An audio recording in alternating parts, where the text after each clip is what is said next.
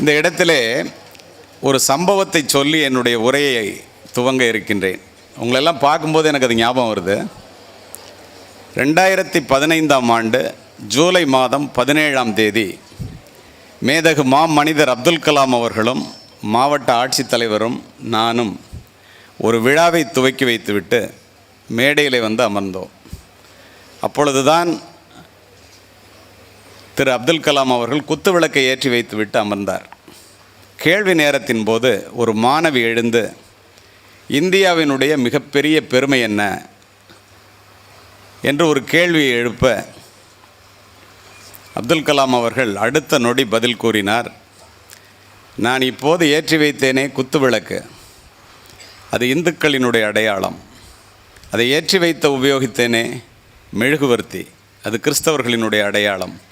ஏற்றி வைத்த நானோ ஒரு இஸ்லாமியன். இந்த வேற்றுமையில் ஒற்றுமை தான் இந்தியாவினுடைய மிகப்பெரிய பெருமை என்றார்.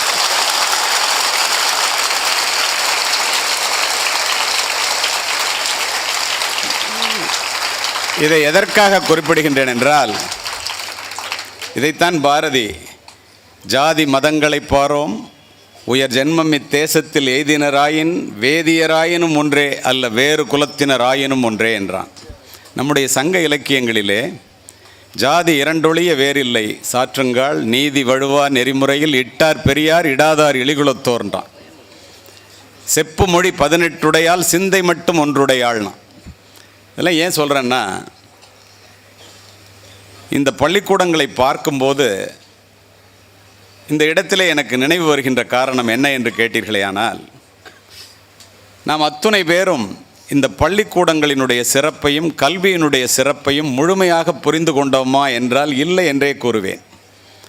எல்லாரும் கல்வியினுடைய அவசியம் என்னன்னு நினச்சா 100க்கு 99 பேர் நல்ல பள்ளியில் படிக்கணும், நிறைய மார்க் வாங்கணும், ஒரு நல்ல கல்லூரியில் இடம் கிடைக்கணும், ஒரு பிளேஸ்மெண்ட் வாங்கணும், நல்ல வேலை கிடைக்கணும், நிறைய சம்பாதிக்கணும். இதற்காக மட்டும்தான் கல்வி என்று கடலளவு பெரிய கல்வியை கையளவிலே நாம் நிறுத்தி அடக்கி விடுகின்றோம். இந்த பள்ளிக்கூடங்களினுடைய சிறப்பு, இந்த பிருந்தாவன் பள்ளியினுடைய சிறப்பு, நீங்களே இதுவரை யோசிக்காததை சொல்கின்றேன் கேளுங்கள். இந்த பள்ளிக்கூடங்கள் ஆலயங்களை விட சிறந்தது என்று நான் சொல்லுவதுண்டு. காரணம் என்ன தெரியுமா? நீ கோவிலுக்கு செல்ல வேண்டும் என்றால் ஒரு இந்துவாக இருக்க வேண்டும். நீ மசூதிக்கு செல்ல வேண்டும் என்றால் ஒரு இஸ்லாமியராக இருக்க வேண்டும். நீ தேவாலயத்திற்கு செல்ல வேண்டும் என்றால் ஒரு கிறிஸ்தவராக இருக்க வேண்டும். இந்த பிருந்தாவன் பள்ளிக்கு நீ வர வேண்டும் என்றால் மனிதனாக இருந்தால் மட்டுமே போதும்.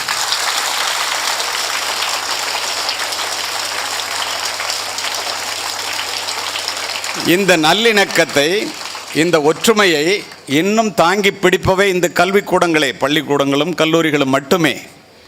அதை போலவே கல்வியினுடைய சிறப்பை நீங்கள் மிகவும் குறைத்து எண்ணிவிடக்கூடாது என்பதற்காக நான் அதனை பதிவு செய்ய விரும்புகின்றேன். கல்வி ஏழைகளுக்கு செல்வம், செல்வர்களுக்கு அணிகலன், வீட்டிற்கு விளக்கு, நாட்டிற்கு நன்மை, பெண்களுக்கு பாதுகாப்பு. இந்த உண்மைகளை உணர்ந்த காரணத்தினால்தான் நீங்கள் சிந்திப்பீர்களே ஆனால் உங்களுடைய வாழ்க்கை பயணத்திலே நம்பிக்கை நிறைந்த பயணத்தை முன்னெடுத்து செல்வதற்கு அடிப்படை தேவை கல்வி. கல்வி ஒன்றுதான் ஒரு மனிதனுக்கு பிறப்பிலிருந்து இறப்பு வரை உதவக்கூடிய ஒன்றே ஒன்று. கல்வி ஒன்றுதான் படிக்கின்ற மாணவனையும் அவன் பிறந்த வீட்டையும் இந்த நாட்டையும் உயர்த்தக்கூடியது.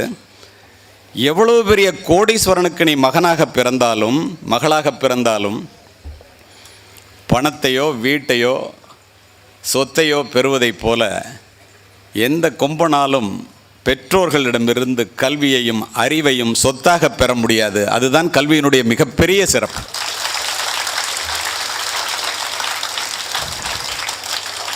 இந்த உண்மைகளை உணர்ந்த காரணத்தினால்தான் மாணவ செல்வங்களே, படிக்காமல் இருப்பதை விட பிறக்காமல் இருப்பதே மேல் என்றான் பேரறிஞன் பிளேட்டோ.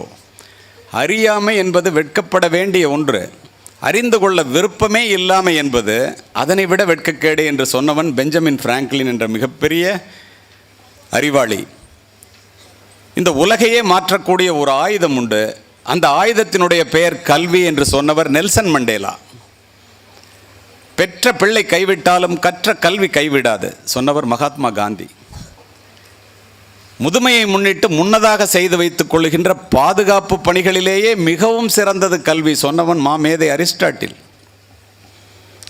கல்வி கற்பதற்காக ஒருவன் வீட்டிலிருந்து வெளியே சென்றால் அவன் இறைவனின் பாதையில் செல்வோனாவான் சொன்னவர் நபிகள் நாயகம்.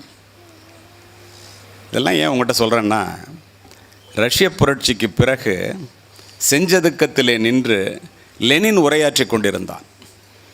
இது போன்ற ஆயிரக்கணக்கான இளைஞர்கள் இருக்கின்ற கூட்டத்திலே, முதியவர்களும் இருக்கின்ற கூட்டத்திலே.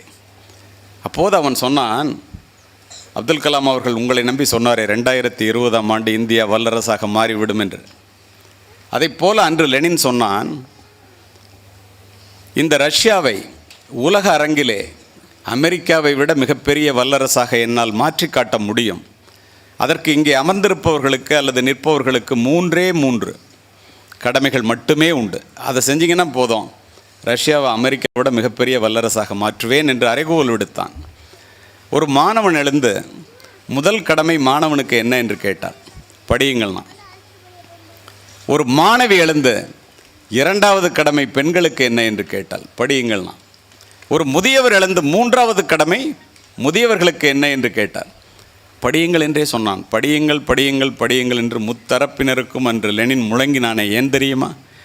இன்று யாரெல்லாம் புத்தகங்களை நோக்கி தலைகுனிகிறீர்களோ அவர்கள் அத்துணை பேரும் நாளை இந்த உலகிற்கு முன்னால் தலை நிமிரலாம் என்ற ஒற்றை காரணம்தான். படிக்க வேண்டுமா இல்லையா? யோசித்து பாரு.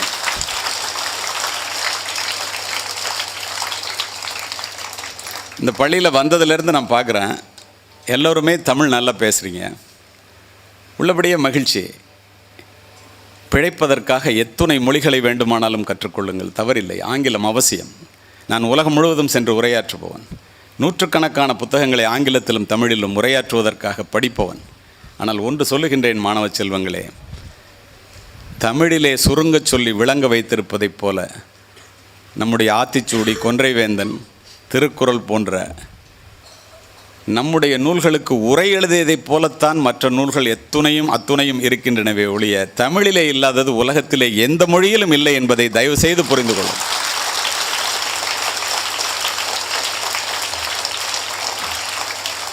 கனியிட ஏறிய சுளையும் முற்றல் களையிட ஏறிய சாரும் நனிப்பசு பொழியும் பாலும் தென்னை நல்கிடும் குளிரில நீரும் இனியன என்பேன் எனினும் தமிழை என்னுயிர் என்பேன் சொன்னதற்கு காரணமே அதுதான்.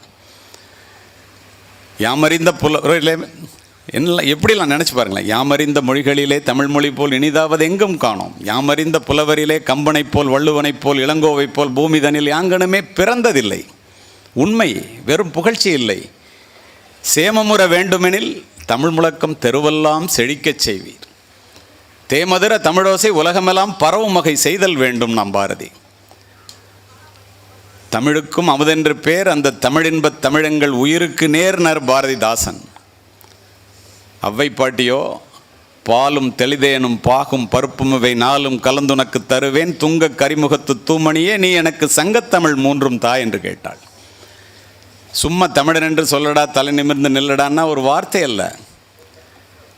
உலகத்திலேயே மூத்த மொழி தமிழ் என்று சொன்னால் அது பொய் அல்ல. கல் தோன்றி முன் தோன்றா காலத்து வாளோடு முன் தோன்றி மூத்த தமிழ் என்பது முற்றிலும் உண்மை. இதை எப்படி சொல்லுகின்றேன்னு தெரியுமா? உலக நாடுகளிலே 6 நாடுகளில்,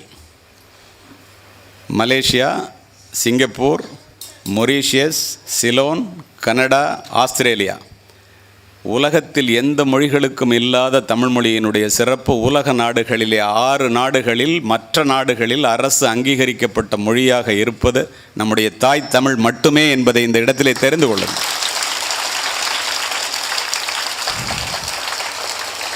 2 நிமிடம் மொழியை பற்றி உங்களிடம் பேச வேண்டும் என்பதற்காக இதனை நான் சொல்லிக் கொண்டிருக்கின்றேன். ஏதோ தமிழ் படிக்கிறோம், நமக்கு ஒன்றும் அறிவில்லை. ஒன்று தெரிந்து கொள்ளுங்கள், ஆங்கில மொழி அவசியம் என்று நான் சொன்னேன். பிழைப்பதற்காக, வாழ்வதற்காக தமிழ் மொழியை நீங்கள் படித்தே ஆக வேண்டும். அதை நீங்கள் படிக்கிறீர்கள் என்று அறிந்து நான் மகிழ்ச்சி அடைகின்றேன். ஏன் தெரியுமா இப்படி சொல்லுகின்றேன்? உலகத்திலே 7192 மொழிகள் இருக்கின்றன. இதில் 7 மொழிகளை மட்டும் உலகத்திலே செம்மொழியாக, மூத்த மொழியாக இலக்கியத்தோடு இருக்கின்ற மொழியாக தேர்வு செய்தார்கள். என்னென்ன மொழி தெரியுமா? லத்தீன், கிரேக்கம், ஹீப்ரு, சைனம், பாரசீகம், சமஸ்கிருதம், தமிழ். இந்த 7 மொழிகளுக்குள்ளே மூத்த மொழி தமிழ் மொழி. ஹார்வர்டு யூனிவர்சிட்டியில் 6 மொழிக்கு இருந்துச்சு, தமிழ் மொழிக்கு மட்டும் இல்லை. இந்த ஆண்டிலிருந்து மாணவ செல்வங்களே, அமெரிக்காவில் நான் கூட்டத்தில் பேசிவிட்டு வந்ததனால் இதனை குறிப்பிடுகின்றேன். 60 கோடி ரூபாய் இந்திய பணம் நாம் செலுத்திவிட்ட காரணத்தினாலே உலகத்தில் உள்ள அத்துணை பேரும் அந்த தமிழ் மொழியை இனி படிக்கலாம். தமிழ் இலக்கியங்கள் உலகம் முழுவதும் செல்லும். தமிழ் ஆசிரியர்கள் உலகம் முழுவதும் சென்று வேலை செய்ய முடியும். அதோடு மட்டுமல்ல, அமெரிக்காவிற்கு சென்றீர்களே ஆனால் நயாகரா நீர்வீழ்ச்சியிலே நுழைவாயிலிலே நல்வரவு என்று தமிழிலே எழுதி போட்டிருப்பார்கள். இங்கிருந்து ஜப்பானிய நாட்டு பல்கலைக்கழகத்திற்கு அதை பார்ப்பதற்காக நான் சென்றபோது வியந்து நின்றேன். 2500 ஆண்டுகளுக்கு முன் கணியன் பூங்குன்றனார் எழுதிய யாதும் ஊரே யாவரும் கேளிர் என்ற ஒற்றை வரியிலே உலக சமாதானத்தை கூறினாரே, அதை தமிழிலும் ஜப்பானிய மொழியிலும் ஜப்பானியர்கள் எழுதி போட்டு மகிழ்ச்சி அடைகிறார்கள். கிறிஸ்தவர்களினுடைய புனித தலமான ஒலிவ மலையிலே 23 மொழிகளை தேர்வு செய்து கிறிஸ்துவனுடைய 10 கட்டளைகளை கல்லிலே செதுக்குகிறார்கள். முதல் மொழி நம்முடைய தாய் தமிழ் என்பதை நீங்கள் அத்துணை பேரும் தெரிந்து வைத்துக் கொள்ளுங்கள். அது மட்டுமல்ல, சொன்னால் சொல்லிக்கொண்டே போகலாம். டால்ஸ்டாய்க்கும் மகாத்மா காந்திக்கும் கடித உறவு மட்டுமே இருந்தது. டால்ஸ்டாய் இந்தியாவிற்கு வரும்போது கல்கட்டா விமான நிலையத்திற்கு மகாத்மா காந்தி அவரை வரவேற்க செல்கின்றார். டால்ஸ்டாயினுடைய கதைகள் மகாத்மா காந்தியினுடைய மனதிலே மிகப்பெரிய தாக்கத்தை உருவாக்கியது என்ற காரணத்தினால் அவரை எதிர்கொள்ள செல்கின்றார். டால்ஸ்டாய் விமானத்திலேருந்து இறங்கி வர்றார். இவர் அவர்கிட்ட போய் கட்டி தழுவி வரவேற்று அவர்கிட்ட கேட்குறாரு, உங்களுடைய கதைகளில் உள்ள கருப்பொருளான அன்பு, கருணை, காதல், வீரம் இதெல்லாம் அருமையாக இருக்க, இதெல்லாம் எங்கேருந்து எடுக்கிறீங்க இந்த கருப்பொருள்னா கேட்குறாரு. டால்ஸ்டாய்ட்ட உலக எழுத்தாளர்களில் அறியப்பட்ட ஒரு மிகப்பெரியவர்.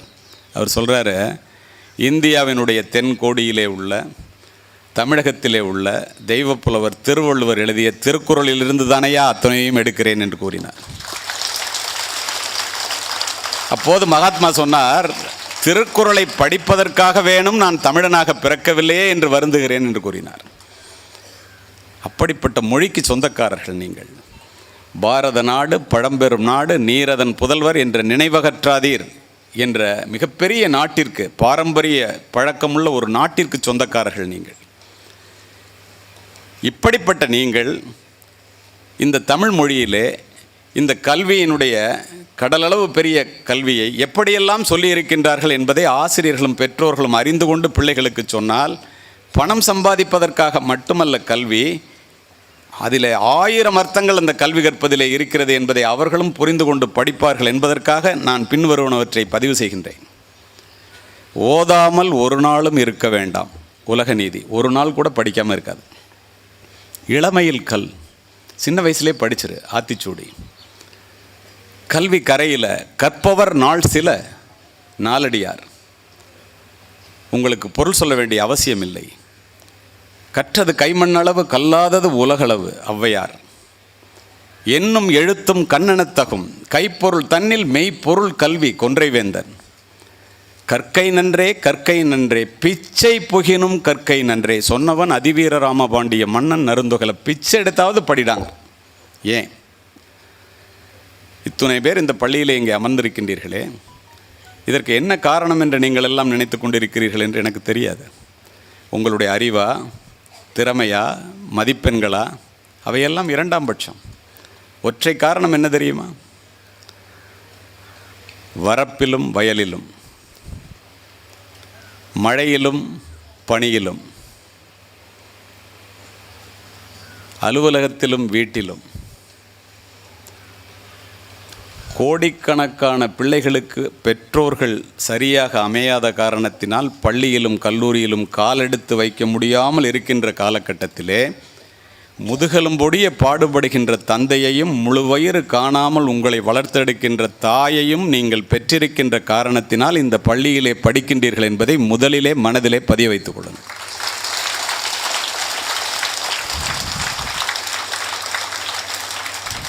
உங்களை விட அறிவானவர்கள், உங்களை விட திறமையானவர்கள் பள்ளிக்கூடத்திற்கு போவதற்கு பெற்றோர்கள் சரியாக அமையாத காரணத்தினால் கோடிக்கணக்கான பேர் பள்ளிக்கூடத்து வாசலை மிதிக்க முடியாமல் இருக்கின்றார்கள் என்பதை முன்னாள் காவல்துறை அதிகாரியாக நான் அறிகிறேன். அப்படின்னா இங்கே வந்த இந்த கல்வியினுடைய பொருளை இந்த பெற்றோர்கள் ஏன் உங்களை அனுப்புகிறாங்க? தனக்கு கிடைக்காத கல்வி தன் பிள்ளைகளுக்கு கிடைக்க வேண்டும், தான் அடையாத உயரத்தை தன் பிள்ளைகள் அடைய வேண்டும் என்ற ஒற்றை காரணம் தானே. அதனால தான் ஏராள செல்வத்தை ஈதலினும் பிள்ளைக்கு சீராய் தரும் கல்வி சீர் என்று சொல்லுகிறது நபிமொழி குறள். பெற்றோர்கள் பிள்ளைகளுக்கு எவ்வளவு சொத்து கொடுத்தாலும் எல்லாத்த விட பெரிய சொத்து கல்விடான்ட்டான். அதை உங்கள் பெற்றோர்கள் தெரிஞ்சதுனால உங்களுக்கு அனுப்புகிறாங்க. அரும் பரிசு பிள்ளைக்கு 1000 ஈதலினும் பெரும் பரிசு கல்வி என பேசு என்கிறது மேலது. ஏன்? ஒற்றை வரி, ஒரே செய்யுள். மன்னரும் மாசற கற்றோனும் சீர்தூக்கின் மன்னரில் கற்றோன் சிறப்புடையோன். மன்னர்க்கு தன் தேசமல்லால் சிறப்பில்லை, கற்றோர்க்கு சென்ற இடமெல்லாம் சிறப்பு. ஒரு ராஜாவாக இருந்தால் கூட அவன் வீட்டில் மட்டும்தாண்டா சிறப்பு. நீ படிச்சிட்டேன்னா உலகத்தில் எந்த மூலைக்கு போனாலும் சிறப்பு. இந்த இடத்துல எனக்கு மகிழ்வோடும் நெகிழ்வோடும் வருகின்ற ஞாபகத்தை சொல்லுகின்றேன். உங்கள் அப்பா அம்மாலாம் உங்களை படின்னு சொல்கிற மாதிரி எங்கள் அப்பா 5வது மட்டுமே படித்த தஞ்சை மாவட்டத்தைச் சேர்ந்த போதலூரில் உள்ள ஒரு ஏழை விவசாயி. எங்கள் அப்பா சொல்லுவாங்க, தம்பி நீ மட்டும் படிச்சிட்டேன்னா உலகத்தில் நீ எங்கே போனாலும் ஒன்றுட்டேருந்து இந்த கல்வி மட்டும் போகாதுப்பா, அதனால் படியும்பாங்க. உங்கள் அப்பா அம்மா சொல்கிற மாதிரி மார்க் நிறையா வாங்கிறதுக்காக எங்கள் அப்பாவும் சொன்னாங்கன்னு நான் நினைத்தது உண்டு. ஆனால் இன்று என்ன உணர்கிறேன் தெரியுமா? என்னை அறிமுகப்படுத்தினார்களே இங்கே காவல்துறை உயர் அதிகாரி, நிறைய தங்கப்பதக்கங்களை துப்பாக்கிச் சூட்டிலும் மற்றவற்றிலும் பெற்றவர் என்றெல்லாம். இப்போது நான் காவல்துறை உயர் அதிகாரி இல்லை. நான் உடுத்தியிருந்த காக்கி உடுப்பு என்னிடத்திலே இல்லை. நான் வாங்கிய பதக்கங்கள் என்னுடைய மார்பகத்தை அலங்கரிக்கவில்லை. ஆனால் மாணவ செல்வங்களே, என் தந்தை சொன்னதைப் போல நான் படித்த கல்வி என்னிடத்திலே இருக்கின்ற காரணத்தினால் உங்கள் முன் உரையாற்றி கொண்டிருக்கின்றேன். உலகம் முழுவதும் சென்று உரையாற்றுகின்றேன்.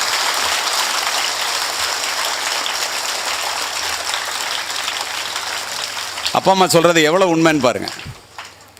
உற்றுளி உதவியும் உருபொருள் கொடுத்தும் பிற்றநிலை முனியாது கற்றல் நன்றே, பிறப்போரன்ன உடன் வயிற்றுள்ளும் சிறப்பின் பாலால் பெற்ற தாயும் மனம் தெரிவாள். நீங்கள்லாம் நினச்சிட்ருக்கீங்க ஒரு தாய் எல்லா பிள்ளைகிட்டையும் ஒரே மாதிரி தான் அன்பாக இருப்பாங்க. உண்மைதான்.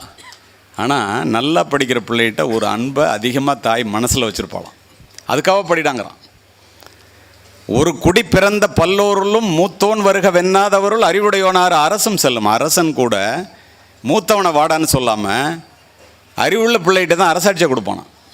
இதெல்லாம் போட ஒருபடி மேலே போய் வேற்றுமை தெரிந்த நாற்பால் உள்ளும் கீழ்ப்பால் ஒருவன் கற்பின் மேல்பால் ஒருவனும் அவன் கட்படுமே ஆரியப்படை கடந்த நெடுஞ்செழியன் புறநானூற்றிலே. என்ன அர்த்தம்? எந்த ஜாதி மதம் குலம் ஏழை பணக்காரன் அதெல்லாம் ஒன்றும் கிடையாது. நீ படிச்சிட்டேன்னா பாக்கியெல்லாம் உனக்கு கேளுடான்ட்டான். எப்படிப்பட்ட வார்த்தை பாருங்கள். படிப்பினுடைய அவசியம் ஒரு மனிதனை எப்படியெல்லாம் மாற்றுகிறது பாருங்கள். மூத்தோர் சொல்லும் முதுநெல்லி கனியும் முன்னே கசக்கும் பின்னே இனிக்கும். நெல்லிக்காயை முதல்ல கடிங்க தோற்பாக இருக்கும், அப்புறம் தண்ணி குடிங்க இனிப்பாக இருக்கும். அதை எப்படி சொல்லியிருக்கான்? கல்வி ஆரம்பத்தில் கஷ்டமாக தான் இருக்கும். எப்படி சொல்லியிருக்கான் தெரியுமா இலக்கியத்தில்? தொடங்குங்கால் துன்பமாய் இன்பம் பயக்கும், மடம் கொன்று அறிவகற்றும் கல்வி, நெடுங்காமம் முற்பயக்கும் சின்னீர் இன்பத்தின் முற்றிலாய் பிற்பயக்கும் பீழை பெரிதுன்னா. என்ன அர்த்தம் தெரியுமா? கல்வி முதல்ல படிக்கும்போது கஷ்டமாக தாண்டா இருக்கும், ரொம்ப கஷ்டமாக இருக்கும். வாழ்க்கை முழுவதும் இன்பத்தை கொடுக்கும் நீ படித்து விட்டால். ஆனால் சிற்றின்ப செயல்களோ ஆரம்பத்தில் கொஞ்சம் இன்பத்தை கொடுக்கும், வாழ்க்கை முழுவதும் துன்பத்தை கொடுக்கும். நீ வாழ்க்கை முழுவதும் இன்பமாக இருக்க வேண்டுமா துன்பமடைய வேண்டுமா முடிவு செய்து கொள் இந்த இளைய பருவத்திலேயே. இப்போ இங்கே மேலே உட்காந்துருக்கிறவங்களாம் பாருங்களேன். டிஓ, உங்கள் பிரின்சிபல், இங்கே உட்காந்துருக்கிற உங்களுடைய தாளாளர்கள், தலைவர்கள் எல்லாருமே ஆசிரியராக இருந்தவங்க. இவங்கெல்லாம் ஏன் மேடையில் உட்காந்துருக்குறாங்க? பெரிய பணக்காரங்கிறதுனாலையா? அல்ல. ஒரே காரணம் கல்வி. எப்படி தெரியுமா? எக்குடி பிறப்பினும் யாவரே ஆயினும் அக்குடியில் கற்றோரை மேல் வருகவென்பர். எந்த குழி எந்த ஏழை பணக்காரன் ஜாதி மதெல்லாம் கிடையாது. படிச்சுட்டேன்னா மாடி மேலைக்கு வாடா, மேலே வா, மேடைக்கு வாம்போ. எப்பிறப்பாயினும் ஏமாப்பு ஒருவருக்கு மக்கட்பிறப்பில் பெரிதல்ல, அப்பிறப்பில் கற்றலும் கற்றவை கேட்டலும் கேட்டதன்கண் நிற்றலும் கூட பெரியனா. எந்த பிறவிலையோட பெரிய பிறவி மனித பிறவிடா. அந்த பிறவியில் படிக்கணும், படித்த பத்தது படித்தவன் சொன்னதை கேட்கணும், கேட்டால் பத்தது கேட்ட பதி நடக்கணும். இதை செஞ்சேன்னா உன்னை மேடைக்கு வான்னு கூப்பிடுவான். இருவேறு கருத்துக்கு இடமே இல்லை. எல்லாரும் வெற்றி அடைய வேண்டும் என்று நினைக்கின்றோம், எல்லோரும் நம்ம புகழடைய வேண்டும், நம்ம எல்லோரும் பாராட்ட வேண்டும் என்று விரும்புகின்றோம். எப்படி சாத்தியம்? படித்தவர்கள், படிக்காதவர்கள், ஏழைகள், பணக்காரர்கள், உயர்ந்தவர்கள், தாழ்ந்தவர்கள், யாராக இருந்தாலும் ஒருவரை ஒருவர் பார்க்கும்போது கேட்கின்ற முதல் கேள்வி என்ன? புள்ள என்ன படிக்கிறான், எந்த பள்ளிக்கூடத்தில் படிக்கிறான், எப்படி படிக்கிறான் என்பது தானே ஒழிய எவ்வளவு பணம் வைத்திருக்கிறீர்கள் என்பதல்ல. ஏன்? பணத்தை விட கல்வி பெருசா? பணத்தை தேடி ஓடிக்கொண்டிருக்கின்ற காலத்திலே நிச்சயமாக கல்வி பெரியது. எப்படி தெரியுமா? கல்வி எப்படி தெரியுமா? வெள்ளத்தால் போகாது, வெண்தணலால் வேகாது, வேந்தராலும் கொள்ளத்தான் இயலாது, கொடுத்தாலும் நிறைவின்றி குறையாது. கல்வி கொடுக்க கொடுக்க வளருண்டா, பணம் கொடுக்க கொடுக்க குறையுண்டா. பணத்தை நிறைய வச்சுருந்தா அதை நீ பாதுகாக்கணும். கல்வியை பெற்று நீ அறிவை வைத்திருந்தால் அந்த அறிவு உன்னை பாராட்டும். அதனால் பணத்தை விட கல்வி பெரியதுன்னு.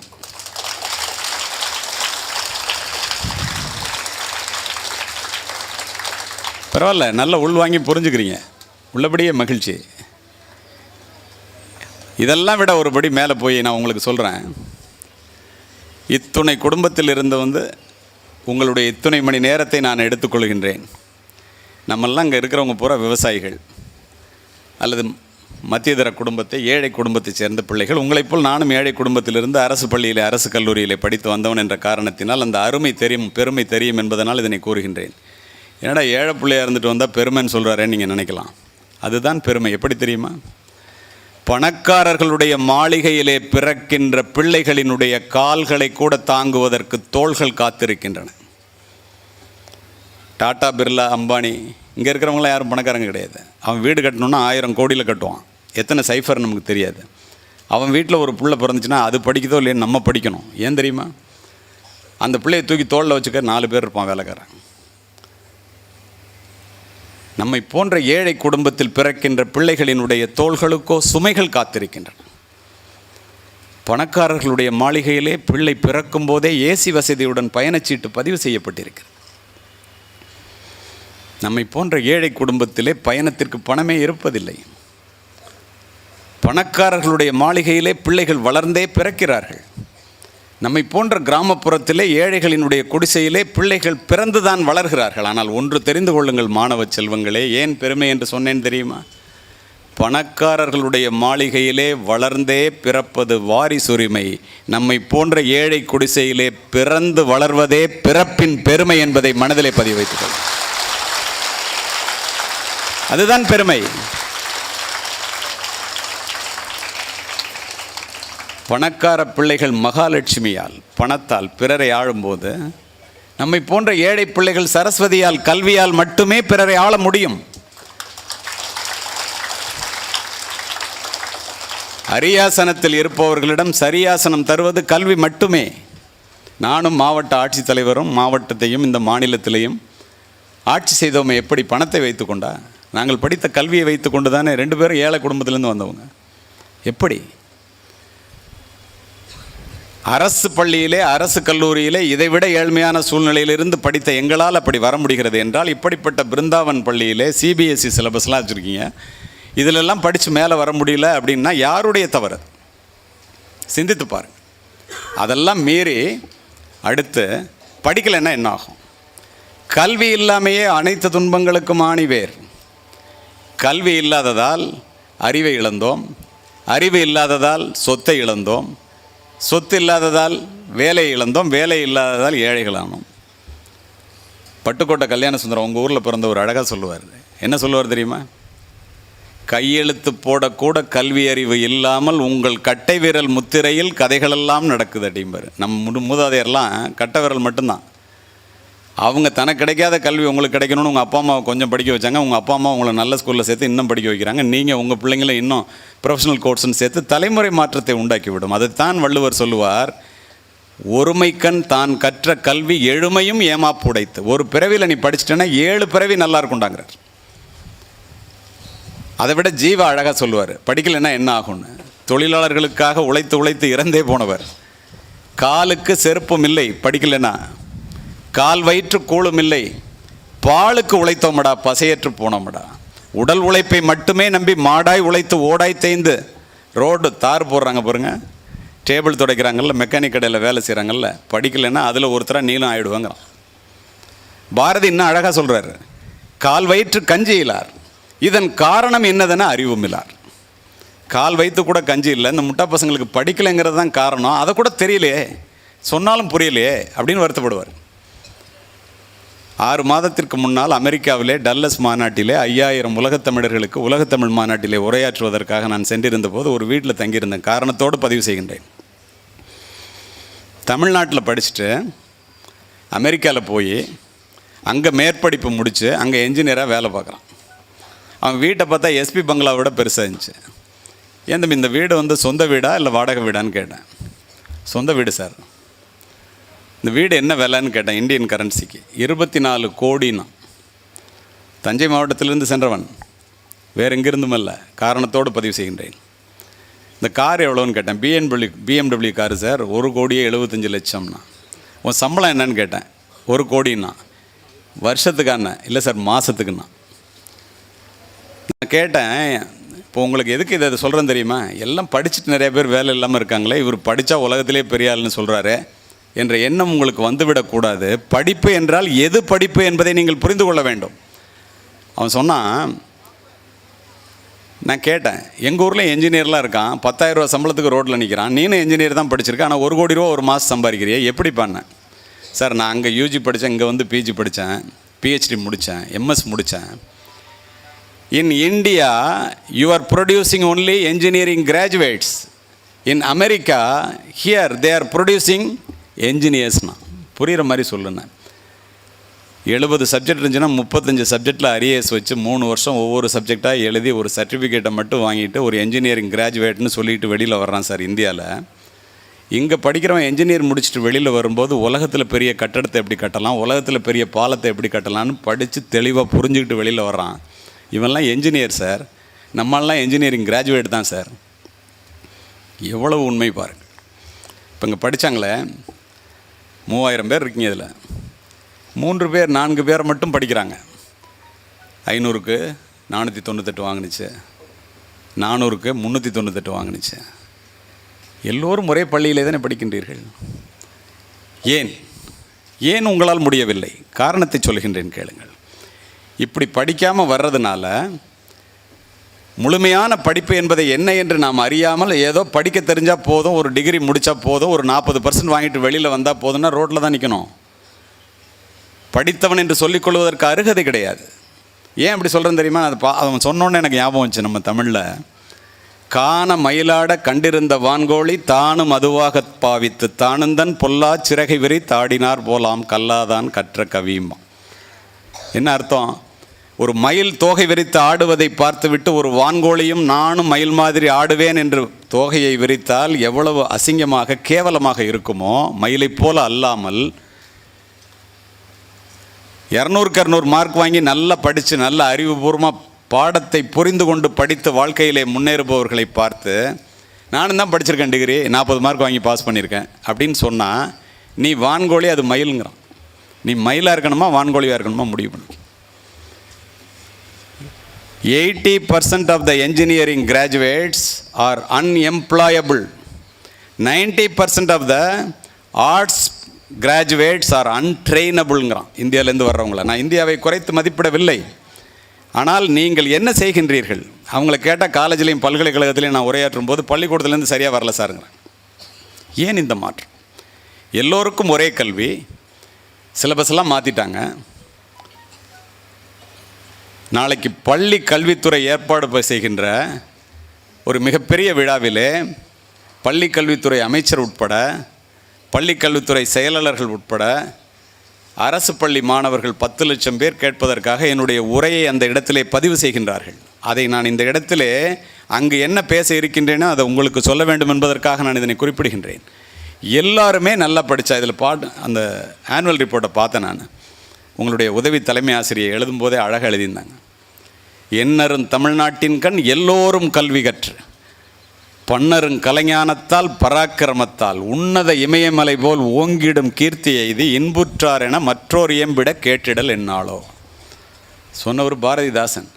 எல்லாரும் ஒரே மாதிரி நல்லா படித்து நல்ல கல்வி பெற்று எல்லாரும் வாழ்க்கையில் உயர்ந்து தமிழகம் இப்படி உயர்ந்துருச்சு, இந்தியா இப்படி உயர்ந்துருச்சுன்னு மற்றவன் பார்த்து பொறாமப்படுற ஆச்சரியப்படுற நாள் என் நாள். அதை மாதிரி செய்யணுங்கிறதுக்காக தானே இப்படி பள்ளிக்கூடங்களை ஆரம்பிச்சிருக்கிறாங்க. உங்களுடைய கையிலே தானே இருக்கிறது. வளர்ந்த மாணவர்களுக்கு மாணவிகளுக்கு சொல்லிக் கொள்கின்றேன், நீங்கள் நினைத்தால் இந்த உங்களுடைய வீட்டை அல்ல இந்த நாட்டை மாற்ற முடியும். இது நிதர்சனமான உண்மை. ஏன் தெரியுமா? வாளினுடைய கூர்மையும் நூலினுடைய கூர்மையும் மட்டுமே இந்த நாட்டை ஆள்கிறது. காலப்போக்கிலே வாளினுடைய கூர்மை முனைமழுங்கி நூலினுடைய கூர்மை மட்டுமே வெஞ்சி நிற்கின்றது. நூல் என்று நான் சொல்லுவது புத்தகங்களை. கூர்திட்டப்படாத எதுவுமே முனைமழுங்கி போய்விடும். நம்முடைய மூளையும் அவ்வாறே. படிக்கும்போது உங்களுடைய மூளை கூர்திட்டப்பட வேண்டுமென்றால் பாடப்புத்தகங்களை தொடர்ந்து தினம் தினம் படிக்க வேண்டும். பெரியவர்கள் மற்ற புத்தகங்களை, மதிப்பெண்களுக்கு அப்பால் கல்வியை நேசிக்க கற்றுக்கொள்ளுங்கள். பாடப்புத்தகங்களுக்கு அப்பால் படிப்பை நேசிக்க கற்றுக்கொள்ளுங்கள். நிறைய அறிவாளிகளாக வேண்டுமென்று எல்லோரும் விரும்புகிறீர்களே, எப்படி? நிச்சயமாக முடியும். எப்படி தெரியுமா? நிறைய ரோஜா பூக்கள் நமக்கு வேண்டுமென்றால் நிறைய ரோஜா செடிகளை நட வேண்டும். நீங்கள் நிறைய அறிவு உங்களுக்கு வேண்டுமென்றால் நிறைய புத்தகங்களை படிக்க வேண்டும். நீரளவே ஆகுமாம் நீராம்பல், தான் கற்ற நூல் அளவே ஆகுமாம் நுண்ணறிவு. யாராக இருந்தாலும் leaders are readers and readers are leaders. Today a reader, tomorrow a leader. நன்றாக புரிந்து கொள்ளுங்கள். அதை பிரிட்டிஷ்காரன் புரிஞ்சதுனால தான் we are even ready to lose the British empire but not the Shakespeare. நாட்டை வேணாலும் விடுறதுக்கு ரெடிடா, ஆனால் புத்தகத்தை விட மாட்டோங்கிறோம். ஏன்? இந்த உண்மைகளை உணர்ந்த காரணத்தினால்தான் மாணவ செல்வங்களே, நஞ்சு கொடுக்கப்படும் நேரம் வரை கிரேக்க நாட்டு கவிதைகளை படித்து கொண்டிருந்தான் சாக்ரட்டிஸ். தூக்கு கயிற்றை முத்தமிடும் வரை படித்து கொண்டிருந்தான் உமர் முக்தார். தூக்கு மேடைக்கு அழைத்து செல்லும் வரை படித்து கொண்டிருந்தான் பகத்சிங். படுக்கின்ற இடம் கூட படிப்பகத்திற்கு அருகாமையில் கேட்டார் அம்பேத்கர். படித்து கொண்டிருந்த புத்தகத்தை முடித்துவிட வேண்டும் என்பதற்காக தன்னுடைய அறுவை சிகிச்சையை அடுத்த நாள் மாற்றி வைக்க சொன்னார் அண்ணா. உங்கள் அத்துணை பேர் மனதிலும் இடம் பிடித்த மேதகு மனிதர் அப்துல் கலாம் அவர்கள் படித்தால் மட்டுமே இந்த பாரதத்தினால் இந்த பாரினை ஆள முடியும் என்று படித்து படித்து சொல்லி உங்களிடம் இறந்தே போனார். அத்துணை பேரும் சொன்னது என்ன? படி படி படி என்று. ஏன்? பிக்காசோவினுடைய ஓவியத்தை விட, பீத்தோவனினுடைய இசையை விட, ஹியூகோவினுடைய ஒரு வாக்கியம், கதையினுடைய ஒரு கடைச்சொல், கம்பனினுடைய ஒரு செய்யுள், பாரதியினுடைய ஒரு பாட்டு, கண்ணதாசனினுடைய ஒரு வரி, என்னை போன்றவர்களுடைய ஒரு உரை உங்களுடைய வாழ்க்கையையே புரட்டி போட்டுவிடும். அதற்காகத்தான் படிக்க வேண்டும்.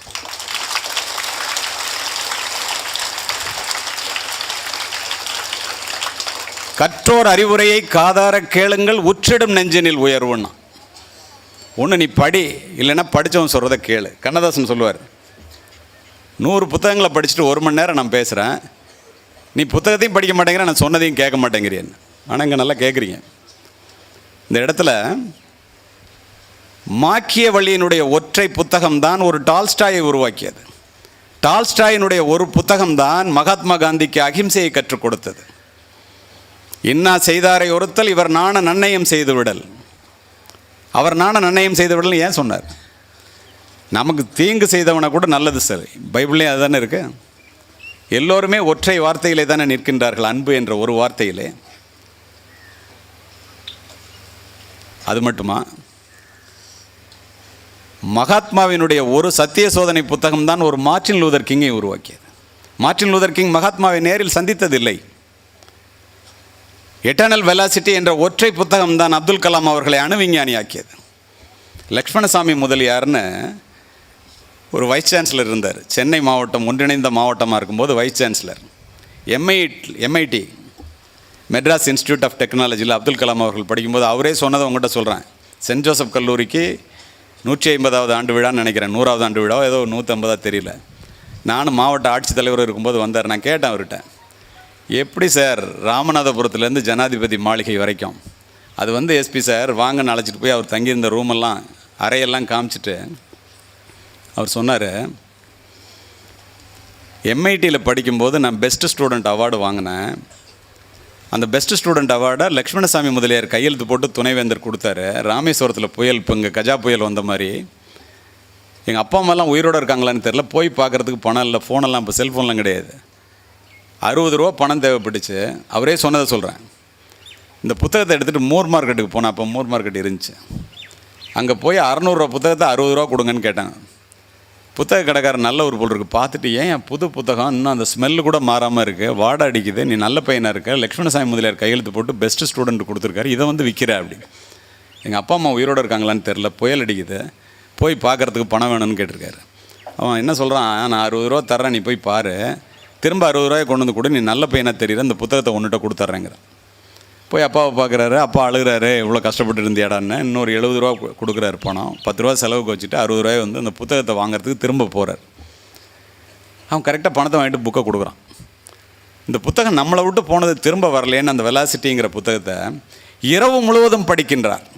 முடியல, தொடர்ந்து படிக்கின்றார். அந்த ஒற்றை புத்தகம்தான் என்னை அணுவிஞ்ஞானி ஆக்கியது என்று அவரே குறிப்பிடுகின்றார். அப்படி என்றால் புத்தகங்களினுடைய மகிமை எத்தகையது பாருங்கள், நினைத்து பாருங்கள்.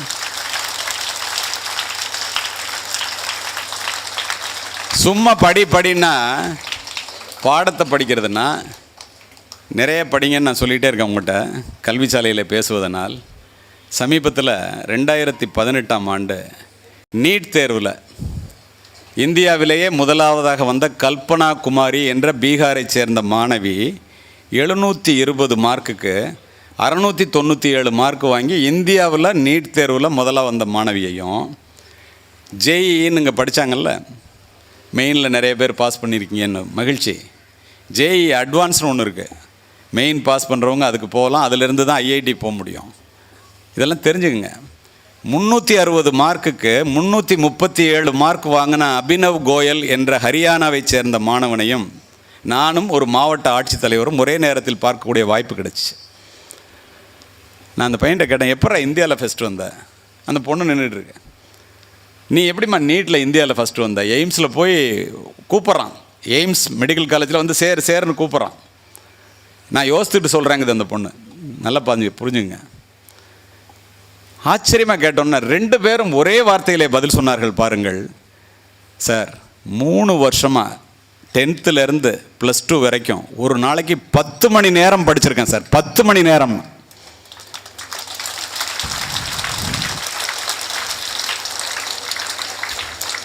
உங்கள்கிட்ட நான் பகத்சிங்கை பற்றி சொல்லும்போது சொன்னேன், தூக்கு கயிற்றை முத்தமிடும் வரை படித்து கொண்டிருந்தான் பகத்சிங்னு. 5 மணிக்கு அவனை தூக்கில் போடுறதுக்கு ஜெயில் சூப்பரண்டு கூப்பிட போகிறாரு. நான் சொல்லுவது கதையல்ல, நிஜம். 4:30 மணிக்கு போய் எழுப்ப போகிறாரு. அரை மணி நேரத்தில் தூக்கில் தொங்க போகிறான். உயிரோடு இருப்பானா, செத்துக்கிட்டு போயிருப்பானா, பயத்தில் கவலையாக இருப்பானா, அழுதுகிட்டு இருப்பானான்னு ஒரு புத்தகத்தை திறந்து வச்சு படிச்சுட்டு இருக்கான். ஏன்டா அரை மணி நேரத்தில் சாக போகிற, ஏன்டா இப்போ படிக்கிறேங்கிறான். ஜெயில் சூப்பரண்டு கேட்குறான். அவன் சொல்கிறான், இதனுடைய அருமை உனக்கு தெரியாது. லெனினுடைய வாழ்க்கை சரிதத்தினுடைய கடைசி அத்தியாயத்தை படித்து கொண்டிருக்கின்றேன். உனக்கு அந்த அருமையெல்லாம் தெரியாது. நான் இதை படித்து முடிச்சுட்டு தான் வருவேன், நீ தான் என்னை தூக்கில் போட போகிறல்ல, போயான்றான். அப்போ தான் ஜெயில் சூப்பரண்டு ரூமை பார்க்குறாரு. ரூம் ஃபுல்லாக ஒரே புத்தகமாக இருக்கு.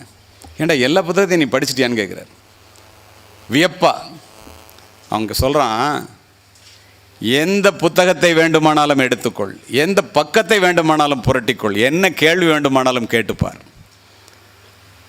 வியந்து போன ஜெயில் சூப்பரண்டு அரை மணி நேரத்தில் சாக போகிறவன் இப்படி படிக்கிறானேன்னு சொல்லி அட்டென்ஷன் ஆகி அவனுக்கு சல்யூட் அடிச்சுட்டு, நீ படித்து முடிப்பா, நான் வந்து அப்புறம் அழைச்சிட்டு போகிறேன்ட்டு போயிட்டார். நடந்த சம்பவம். இதை ஏன் சொல்கிறேன்னு தெரியுமா? அரை மணி நேரத்தில் சாக போகிற அவனே அப்படி படித்தான்னா, 100 ஆண்டுகள் வாழ்ந்து 10ஆம் வகுப்பிலும் 12ஆம் வகுப்பிலும் சாதனை படிக்க வேண்டும் என்று நினைக்கின்ற நீங்கள் எப்படி படிக்க வேண்டும்? அப்படி படிக்கின்றீர்களா இல்லையா? உங்களுடைய முடிவுக்கே விட்டுருது.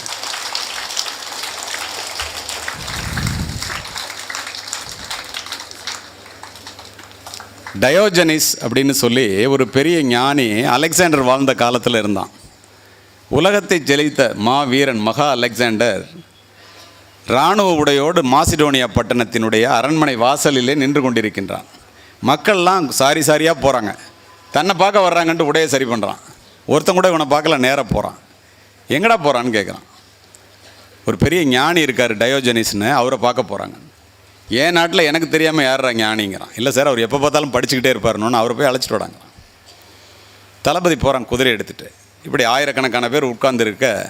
அப்போல்லாம் தாமஸ் ஆல்வா எடிசன் பிறக்கலை, மின்சார பல்பெலாம் கண்டுபிடிக்கல. சூரிய வெளிச்சத்தில் சமணம் போட்டு கூரை வீட்டுக்கு முன்னாடி உட்காந்து புத்தகத்தை படிச்சுட்டு இருக்காரு 6 மணிக்கு காலையில். குதிரை வீரன் போய் வா அரண்மனைக்கு போகலான்னு கூப்பிட்றான். ஏன்னு கேட்குறாரு. வந்து மன்னனை பாருங்கிறான். நான் மன்னனை பார்க்கணுன்னு சொல்லவே இல்லையே. இல்லை மன்னன் உன்னை பார்க்கணுன்னாரு. அப்படின்னா மன்னனை வர சொல்கிறாங்க. இவன் எப்படி போய் சொல்கிறது? பயந்துகிட்டே போய் சொல்கிறான். என்னை வர சொன்னானா என்று உலகத்தை ஜெயித்த மா வீரன், the man who conquered the entire world, அவன் அங்கேருந்து வர்றான். குதிரையை கொண்டு வந்து குறுக்க நிறுத்துகிறான். புத்தகங்களிலிருந்து படித்து கொண்டிருந்ததை கண்களை அகற்றாத டயோஜனேஸ், சூரிய வெளிச்சம் புத்தகத்திலே பட்டு நான் படித்து கொண்டிருக்கின்றேன். குதிரையினுடைய நிழல் மூலமாக குதிரையை குறுக்கே நிறுத்துகின்ற முட்டாளே, குதிரையை சற்று அகற்றி நிறுத்துங்கிறான். யார? அலெக்சாண்டர் குதிரையை அகற்றி நிறுத்திட்டு இறங்குறான். இவன் எந்திரிச்சு என்ன வேணும்னு கேட்குறான். அவனை உலகத்தை ஜெயித்தவனை இந்த ஞானி உனக்கு என்னடா வேணும்னு கேட்குறான். என்னை பார்க்க வந்திருக்கேன், அதுக்கு தான் வர சொன்னான். ஒரே கேள்வி தான். அலெக்சாண்டர் அவன் மெத்த படித்தவன். சாக்ரட்டிஸினுடைய மாணவன் பிளேட்டோ, பிளேட்டோவினுடைய மாணவன் அரிஸ்டாட்டில், அரிஸ்டாட்டிலுடைய மாணவன் த கிரேட் அலெக்சாண்டர். இங்கே டீச்சர்லாம் நிறைய பேர் உட்காந்துருக்குறாங்க. டீச்சருடைய பெருமை என்னன்னு நீங்களும் தெரிஞ்சுக்கணும், டீச்சரும் அவங்களுடைய அருமை என்னன்னு தெரிஞ்சுக்கணும். அப்படிப்பட்ட அலெக்சாண்டர்கிட்ட போய் ஒரு தடவை கேட்டானுங்க, ஏன்னா அந்த உலகத்தையே ஜெயிச்சே எப்பட்றான்னு கேட்டான். அவன் சொன்னான், எப்படி உலகத்தை ஜெயிச்சேன்னு தெரியுமா? நான் இந்த உலகத்திற்கு வந்ததற்கு காரணம் என்னுடைய பெற்றோர்.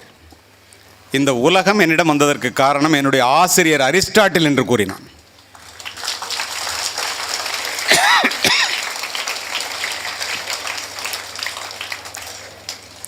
அப்படின்னா ஆசிரியர்களுடைய அருமை என்ன? இப்படி உள்ள சூழ்நிலையில் அங்கே போய் கேட்குறான், உனக்கு என்ன வேணும்னு டயோஜனிஸ் கேட்குறான் அரிஸ்டாட்டில். நான் உலகத்தை ஜெயித்தவன்டா, என்னை பார்க்காம உன்னை பார்க்க வரானே ஏண்டான்னு கேட்டான். அதுக்கு அவன் என்ன சொன்னான் தெரியுமா? டயோஜனிஸ்,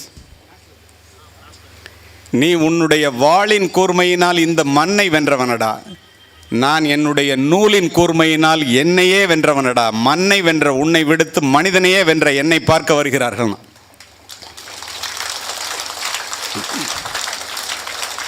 உன்னுடைய வாளின் கூர்மையினால் வாழ்க்கை இழந்தவர்கள் கோடி பேர், என்னுடைய நூலின் புத்தகங்களினுடைய கூர்மையினால் வாழ்க்கை அடைந்தவர்கள் கோடானு கோடி பேர். நீ ஒரு அழிவு சக்தி, நான் ஒரு ஆக்க சக்தி, அதனால் உன்னை விடுத்து என்னை பார்க்க வருகிறார்கள்.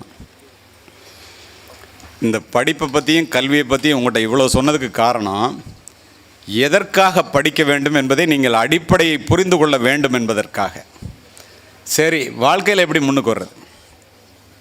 படித்தா மட்டும் போதுமா? எண்ணிய முடிதல் வேண்டும், நல்லவே எண்ணல் வேண்டும், திண்ணிய நெஞ்சம் வேண்டும், தெளிந்த நல் அறிவு வேண்டும். பாரதி. நீ என்னவாக வேண்டும் என்று நினைக்கிறாயோ அதுவாகவே ஆக்கிவிடுவாய். நீ என்னவாகணும்னு நினைக்கிறியோ அதுவாக ஆயிடுவ சொன்னவர் விவேகானந்தர். எவ் உயிர் எப்படி எண்ணின அவ் உயிர்க்கு அப்படி அளித்தருள் அருட்பெருஞ்சோதி என்கிறார் ராமலிங்க அடிகளார். ஒவ்வொரு உயிர் என்ன கேட்குதோ அதுதான் கடவுள் தராராம். இன்னும் புரிகிற மாதிரி உங்களுக்கு சொல்லணும்னா, பூமியில் இருப்பதும் வானத்தில் பறப்பதும் அவரவர் எண்ணங்களே. கண்ணதாசன். நீ இன்று இருக்கின்ற நிலை, இங்கே உட்கார்ந்துருக்கிறவங்க எல்லாருமே இன்று நீ இருக்கின்ற நிலை உன்னுடைய மனம் நினைத்ததே காரணம். இந்த நிலைக்கு நீ இருக்கிறதுக்கு, நீ +2 படிக்கிற, 10th பாஸ் பண்ணியிருக்க, இல்லை 9th பாஸ் பண்ணிவிட்டு 10th வந்திருக்க, அல்ல பெரிய ஆசிரியர்களெல்லாம் அங்கே உட்காந்துருக்கீங்க. உன்னுடைய இந்த நிலைக்கு காரணம் உன்னுடைய மனது. சொன்னது புத்தர். இதிலிருந்து என்ன தெரியுது? நீ எதை கேட்கிறாயோ அதைத்தான் வாழ்வு உனக்கு தருகிறது, அதனால் பெரிதனும் பெரிது கேளடா சொன்னவன் பாரதி. ஒரு IAS ஆகணும், ஒரு IPS ஆகணும், ஒரு பெரிய ஞானி ஆகணும், ஒரு பெரிய விஞ்ஞானி ஆகணும், கோடீஸ்வரன் ஆகணும், எதை வேணாலும் நீ கேளு. நீ என்ன கேட்குறியோ அதை தாண்டா அந்த கடவுள் தராரு, அது தாண்டா அது நடக்குதுங்கிறான். கேட்குறதுல, என்றதில், நினைக்கிறதுல எண்ணம் தான் வாழ்வுன்னா எண்ணத்தில் நினைக்கிறதுல என்ன கஷ்டம்? எண்ணிய எண்ணியாங்கு எய்துவர் எண்ணியர் திண்ணியராகப் பெறின், காண முயலெய்து அம்பினும் யானை பிழைத்த வேலேந்தல் அரிது. எல்லாம் பெருசாக நினைடா சொல்கிறவர் வள்ளுவர். ஒரு மனிதனை உயர்த்துவது அவனுடைய சிந்தனை தான். ரூசோ. மனிதர்கள் தங்களுடைய எண்ணங்களுக்கு ஏற்பவே உயர்ந்த நிலையிலும் தாழ்ந்த நிலையிலும் வாழ்கிறார்கள். எமர்சன். ஒரு மனித மனம் எதை விரும்பி கேட்கிறதோ, என்னுடைய ஆன்மா மிக பலம் வாய்ந்தது என்று நீ நம்பு, அற்புதங்கள் விளைவதை காண்பாய். அதே விவேகானந்தர். ஆங்கிலத்தில் இன்னும் அழகாக சொல்லுவான், whatever a mind of a man can conceive and believe, he can achieve. Napoleon Hill சொல்கிறான், அச்சீவ் பண்ணிட்டு சொல்கிறான். when you really want something, the universe always conspire in your favorங்கிற அல்கமிஸ்ட்ங்கிற புத்தகத்தில் உனக்கு கண்டிப்பாக ஒன்று வேணும்னு சொல்லி நீ கேட்டேன்னு, நீ என்ன நினைக்கிறியோ அது நடந்துருது அப்படின்னு எல்லாரும் நான் சொல்கிறியா? நீன்னு நாங்களாம் நினைக்கிறது நடக்கலையே, நினச்சா நடந்துருமா அப்படின்னு உங்களுக்கு ஒரு ஆச்சரியமாக இருக்கலாம். வார்த்தைக்கும் வாழ்க்கைக்கும் வித்தியாசம் இல்லாமல், சொல்லுக்கும் செயலுக்கும் வித்தியாசம் இல்லாமல் சொல்பவர்களை மட்டுமே இந்த உலகம் ரசிக்கிறது. Being a positive role model is the fastest and most powerful way to teach children, because people do not hear your words as deeply as they feel your actions. நீ என்ன செய்கிறியோ அதை தான் பிள்ளைங்க கேட்கும் ஒழிய நீ சொல்கிறத மட்டும் செய்கிறது இல்லைன்னு பொருள். அதுக்கு நீங்கள் இது மாதிரி சொல்கிறீங்களே, நினச்சது நடக்கணும், எங்கள்கிட்ட இவ்வளோ பேரை உட்கார வச்சுக்கிட்டு நினச்சது நடக்குமா, உன்னுடைய எண்ணம் தான் வாழ்க்கையா அப்படின்னு நீங்கள் சந்தேகப்படலாம். என்னுடைய வாழ்க்கையில் நடந்ததை பதிவு செய்கின்றேன் உங்களுக்காகவே. 50 ஆண்டுகளுக்கு முன்னால் எஸ்எஸ்எல்சி படிக்கும்போது எங்கள் அப்பா 5th ஸ்டாண்டர்ட் 5வது மட்டுமே படித்த ஒரு விவசாய ஏழை தந்தை என்னை அழைத்து கொண்டு சென்ட் ஜோசப் கல்லூரியில் சேர்ப்பதற்காக சென்றார். பிரின்ஸிபல் பார்த்தோன்னா மார்க்கை பார்த்துட்டு அட்மிஷன் தரேன்ட்டாங்க. ரெக்டர்னு இருப்பாங்க, பக்கத்தில் உட்காந்தார். நீ எங்கேருந்து வந்து படிக்கணுன்னாரு. போதலூர், தஞ்சாவூர் டிஸ்ட்ரிக்ட்லேருந்து. எப்படி வருவேன்னாரு? டெய்லி ட்ரெயினில். அப்படிலாம் வர முடியாது, இது பெரிய பள்ளி, பெரிய கல்லூரி, நீ வந்து நிறைய படிக்கணும், அதனால் நேரம் பத்தாது. நல்ல எண்ணத்தோடு சொன்னார். நீ ஹாஸ்டலில் சேர்ந்து படிக்கணுன்னாரு. ஹாஸ்டலுக்கு எவ்வளோ ஃபீஸ்னு கேட்டோம். ஒரு மாதத்துக்கு 60 ரூபான்னாங்க. எங்கள் அப்பாவில் 60 ரூபா கட்ட முடியாது, வச்சிருந்ததே 300 ரூபா தான். நீங்களும் அது மாதிரி விவசாய குடும்பத்துலேருந்து தான் வர்றீங்கன்னு எனக்கு தெரிஞ்சதுனால இதை பதிவு செய்கிறேன். நான் சொன்னேன், எப்போ 60 ரூபாலாம் மாதம் மாதம் கட்ட முடியாது, நான் தம்பி தங்கச்சியெல்லாம் படிக்கணும். மன்னர் சரபோஜி அரசினர் கல்லூரின்னு தஞ்சாவூரில் இருக்குது, அதில் ஸ்காலர்ஷிப் 320 ரூபா தருவாங்க என் மார்க்குக்கு, நம்ம அங்கே போயிடலாம் அப்படின்னு. அந்த மரங்கள் அடர்ந்த சென்ட் ஜோசப் கல்லூரி வளாகத்தை மதிப்பெண்கள் இருந்தும் பணம் இல்லாத காரணத்தினால் கொடிது கொடிது வறுமை கொடிது அதனினும் கொடிது இளமையில் வறுமை என்று கண்ணில் நீரோடு கடந்தவன் நான். இதை ஏன் சொல்லணும் தெரியுமா? எங்கள் அம்மாட்ட வந்து அழுதேன் நான். எங்கள் அம்மா சொன்னாங்க, வறுமை சிறுமை அல்ல, வறுமையை கண்டு பயந்து விடாதே, ஒரு திறமை இருக்குது மறந்து விடாதேன்னாங்க. ஆமாம், நம்மகிட்ட திறமை இருக்குது போல் இருக்குது அப்படின்னு சொல்லிட்டு போய் மன்னர் சரபோஜி அரசினர் கல்லூரியில் சேர்ந்தேன். அம்மா சொன்னதை கேட்டு நடந்ததுனால என்ன நடந்துச்சு தெரியுமா? எந்த சென்ட் ஜோசப் கல்லூரியிலே படிப்பதற்கு மதிப்பெண்கள் இருந்தும் வறுமை காரணமாக எனக்கு படிப்பதற்கு இடம் கிடைக்கவில்லையோ மாணவிகளே, அதை போல நூற்றுக்கணக்கான கல்லூரிகள் இருக்கின்ற அந்த மாவட்டத்திற்கே மாவட்ட கண்காணிப்பாளராக மாறி அந்த கல்லூரியிலே 3 முறை முக்கிய விருந்தினராக சென்று ஆசிரியர்களுக்கும் மாணவர்களுக்கும் உரையாற்றியிருக்கிறேன்.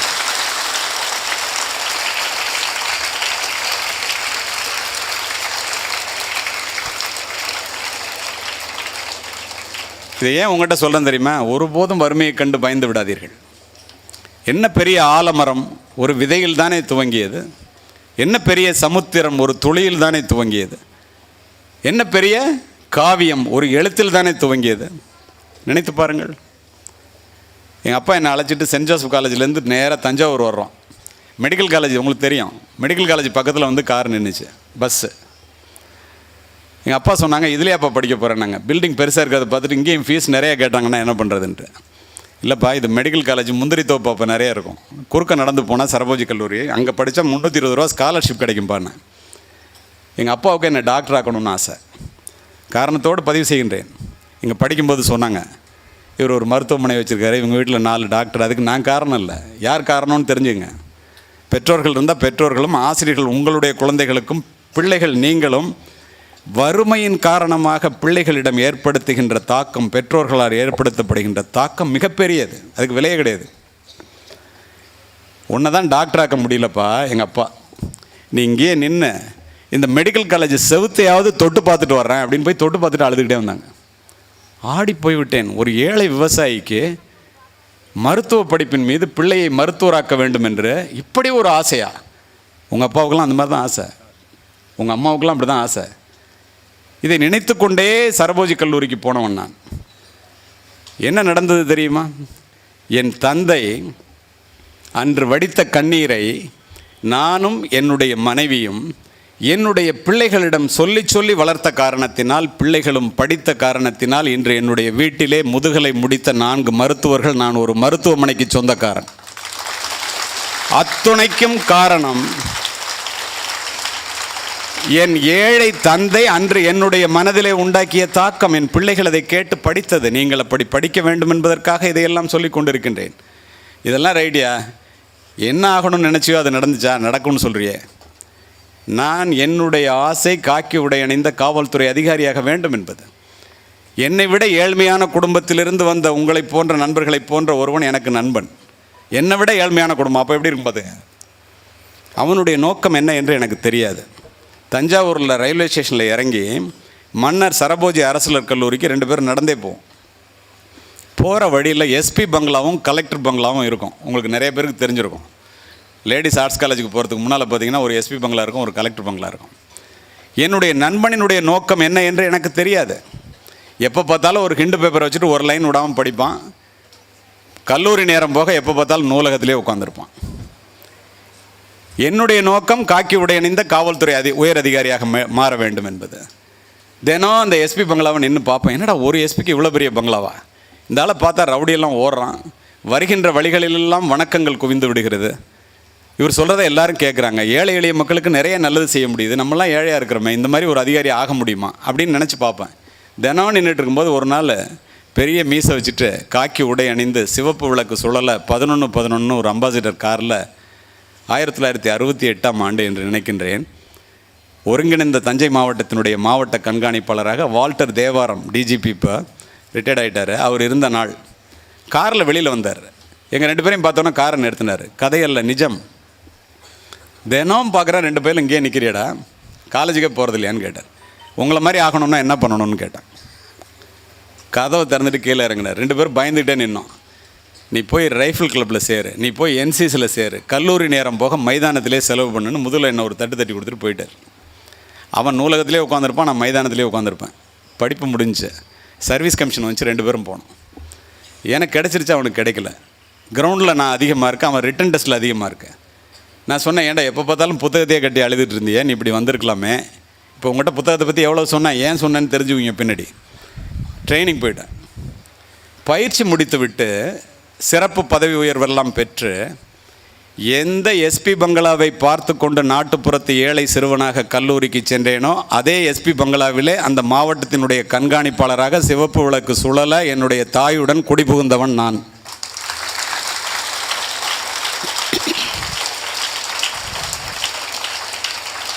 இதை எனக்காக சொல்லலை, இனிமேல் தான் கிளைமேக்ஸு. பதவியேற்று முடித்துவிட்டு மரியாதை நிமித்தமாக மாவட்ட ஆட்சித்தலைவரை பார்ப்பதற்காக கலெக்டர் அலுவலகத்திற்கு சென்றேன். மாணவ செல்வங்களே, அங்கே நூலகத்திலே அதிக நேரம் படித்த என்னுடைய நண்பன் மாவட்ட கலெக்டராக அமர்ந்திருந்தான்.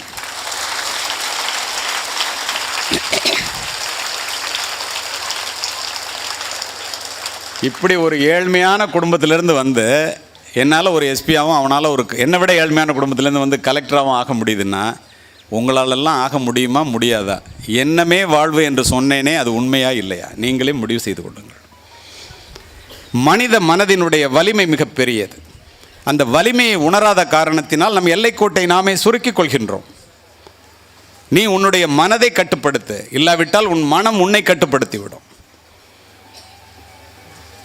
மனசில் ஒரு விவசாயி பயிரை வளர்த்தெடுக்கும் போது எப்படி களைகளை அகற்றுகிறானோ, கெட்ட எண்ணங்கள் உள்ளே போகாமல் மனதை பாதுகாக்க வேண்டியது உங்கள் ஒவ்வொருவருடைய கடமை. இள வயதிலே புயல் போல வருகின்ற உணர்ச்சிகளை அடக்கி ஆள கற்றுக்கொள்ளுங்கள். அப்படி நீங்கள் அடக்கி ஆள கற்றுக்கொள்ளவில்லை என்றால் மனம் உங்களை வழி நடத்திவிடும். நீ மனத்திற்கு அடிமையாக கூடாது, மனம் உனக்கு அடிமையாக இருக்க வேண்டும். அடிப்படை அதான். இதை சொல்லித் தருவதற்கு நானோ உங்களுடைய ஆசிரியர்களோ தேவையில்லை, நீங்களே போதும். ஒரு அதிகாலை நேரத்தில் எழுந்து நெஞ்சிலே கை வைத்து நம்மிடம் இருக்கின்ற கெட்ட பழக்கங்கள் என்ன, மற்றவர்களுக்கு தெரிந்தால் நம் மானம் போய்விடுமே, மரியாதை போய்விடுமே என்ற எத்தனையோ கெட்ட பழக்கங்களோடு பல பேர் வாழ்ந்து கொண்டிருக்கிறோம். அதை நீங்களே மாற்றிக்கொண்டால் உலகத்திலே ஒரு அயோக்கியன் குறைந்தான் என்பது சர்வ நிச்சயம். You be the change you want. Mahatma Gandhi சொல்கிறது அதான். இந்த உலகம் நல்லதாக இருக்கணும்னு நினச்சேன்னா நீ முதல்ல நல்லவனாக மாறுங்கிறார்.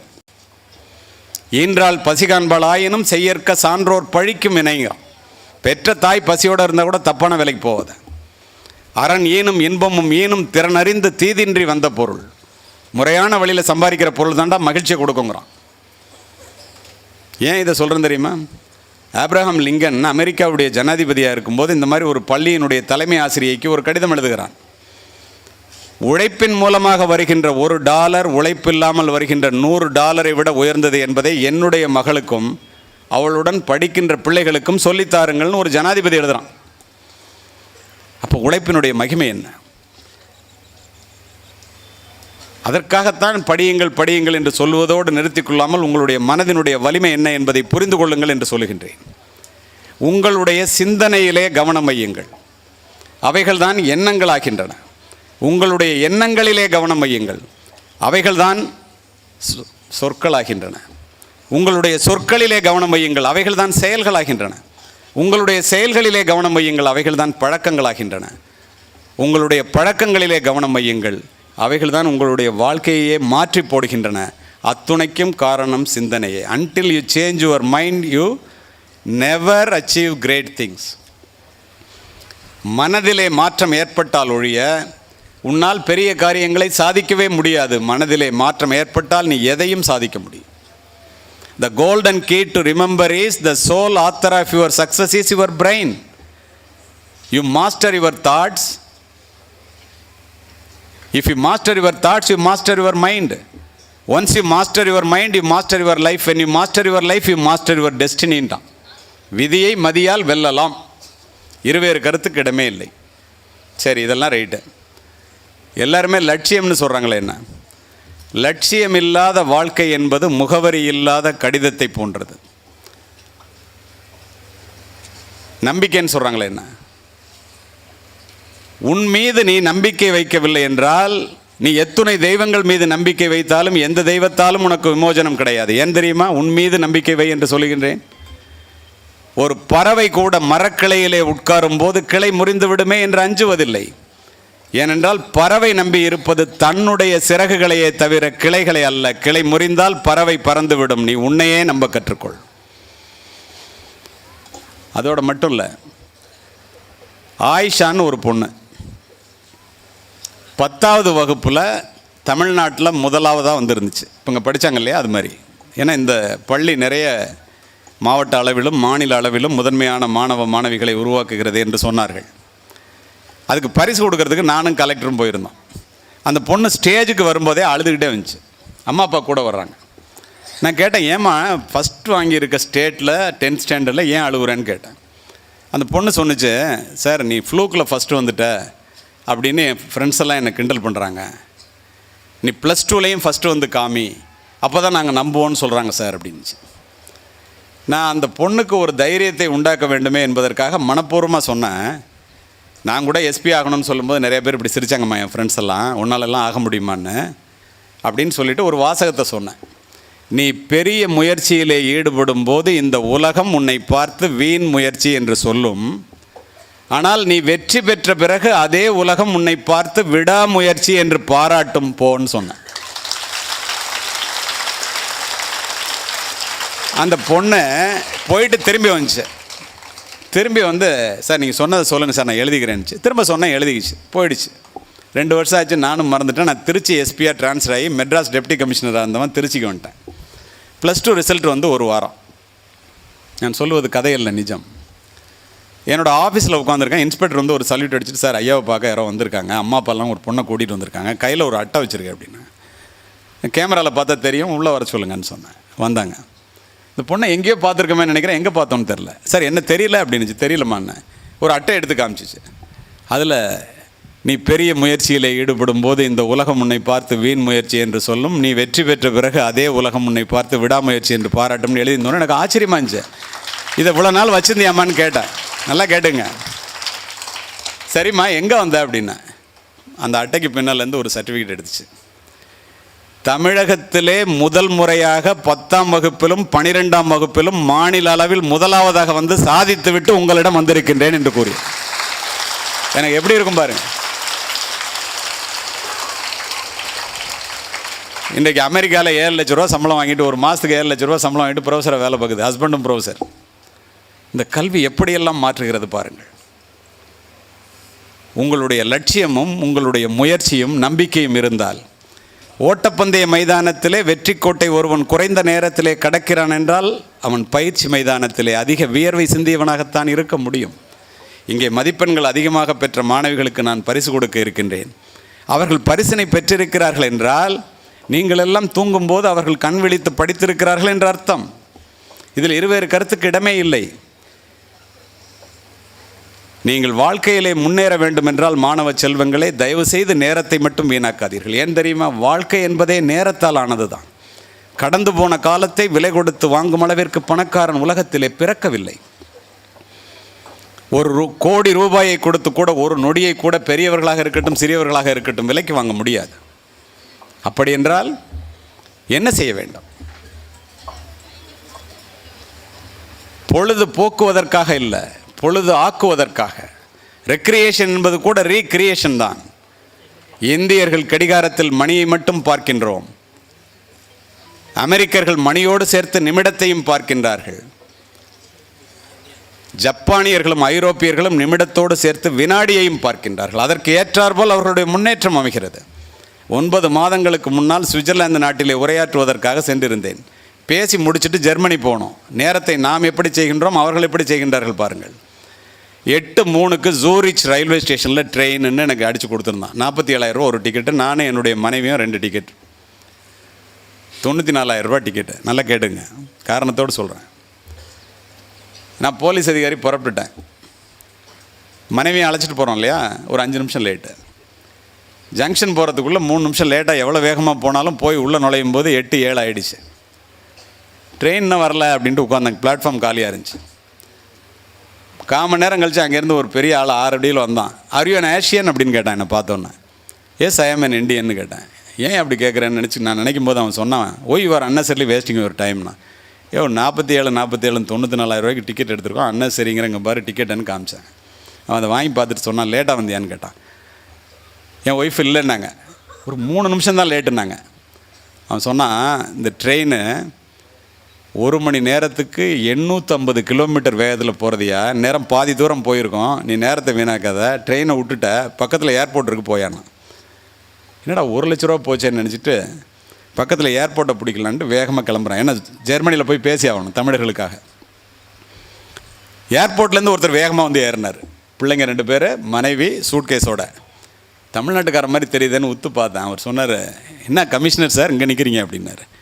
சார் நீங்கள் என்ன தெரியல, நான் தான் ஹைகோர்ட் ஜட்ஜு ஸ்ரீதர் அப்படின்னாரு.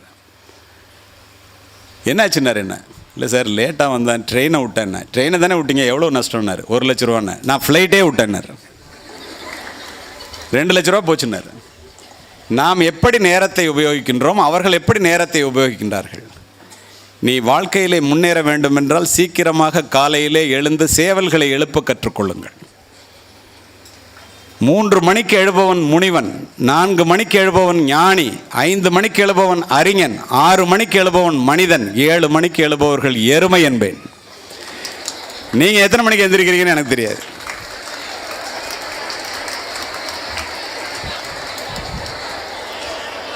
எந்த பள்ளிக்கூடத்தில் கல்லூரியில் எப்பயாவது எனக்கு இந்த ஞாபகம் வந்து சொன்னாலும் யார் எருமை யார் மனுஷன் முடிவு பண்ணுறதுக்கே ஒரு 1/2 மணி நேரம் ஆகுது.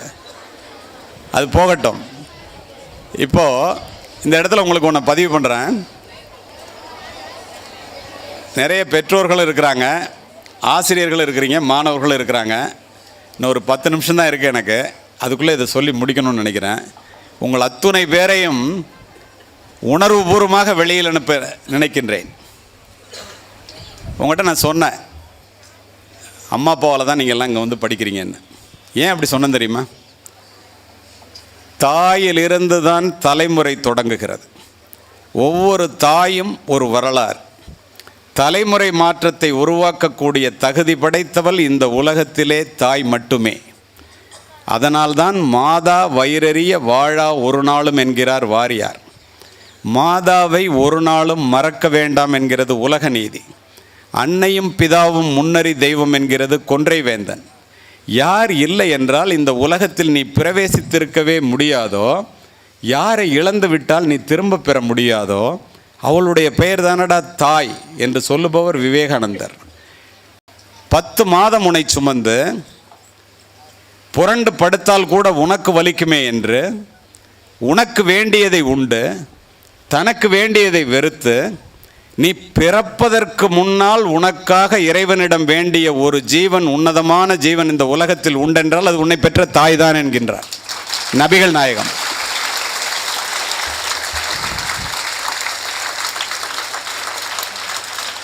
என் தாயினுடைய காலடியிலே தான் சொர்க்கம் இருக்கிறது என்கிறார் நபிகள் நாயகம். சொர்க்கத்திற்கு போகின்ற வாசலை வீட்டிற்குள்ளே வைத்துக்கொண்டு சொர்க்கத்தை வெளியிலே தேடுகின்றாய் முட்டாளே, உன் தாய் தானடா சொர்க்கத்திற்கு போகின்ற வாசல் என்று கூறுகிறார். என்னுடைய நல்ல குணங்கள் எல்லாவற்றுக்கும் காரணம் என்னை பெற்றெடுத்த தாயே. சொல்லுபவன் ஆபிரகாம் லிங்கன். நீங்கள் சூடிடும் மணிகள் அவர்கள் வியர்வையின் துளிகள். தாயினுடைய உழைப்பிலே வளர்கிறோம், தந்தையினுடைய வியர்வையிலே உயர்கிறோம். அவர்கள் சேற்றிலே கால் வைத்ததால் தான் நாம் சோற்றிலே கை வைக்கிறோம் என்பதை இப்போதே முடிவு செய்து கொள்ளுங்கள். கண்ணை விளக்காக்கி, கையை தொட்டிலாக்கி, இரத்தத்தை பாலாக்கி உன்னை வளர்த்தவள் உன்னுடைய தாய். உண்டாக்கி பாலூட்டி வளர்த்த தாயை உமையவள் என்று உணரீரோ, உணர்ச்சி கட்டீர் என்பான் பாரதி. ஓலை குடிசையிலே ஒழுகும் மழை நீரை குழந்தை மேல் படாமல் காப்பதற்காக உன்னுடைய ஒவ்வொரு தாயும் தன்னுடைய உடலை கூடாரமாக்குகிறாள். நீங்கள் நனைந்திருப்பீர்கள் சிறு பிள்ளையிலே, மழை நீரால் அல்ல, தாயினுடைய கண்ணீரால். இதை ஏன் இவ்வாறு கூறுகின்றேன் தெரியுமா? வீட்டிலே சோறு சுவையாக இருந்தால் அப்பா சாப்பிடுவார், சோறு நன்றாக இருந்தால் நீங்கள் சாப்பிடுவீர்கள், சோறு மிச்சம் இருந்தால் மட்டுமே உன்னை பெற்ற அம்மா சாப்பிடுவார்.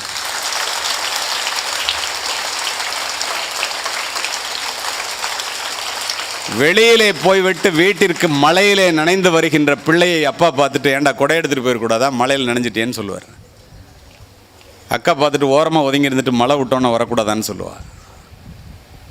தாய் என்ன செய்வாள் தெரியுமா? தன் பிள்ளையினுடைய நனைந்த தலையை முந்தானையால் துவட்டி, இந்த பாழாய் போன மழை என் பிள்ளை வெளியிலே போகும்போதா பெய்ய வேண்டும் என்று மழையையே திட்டுவாள்.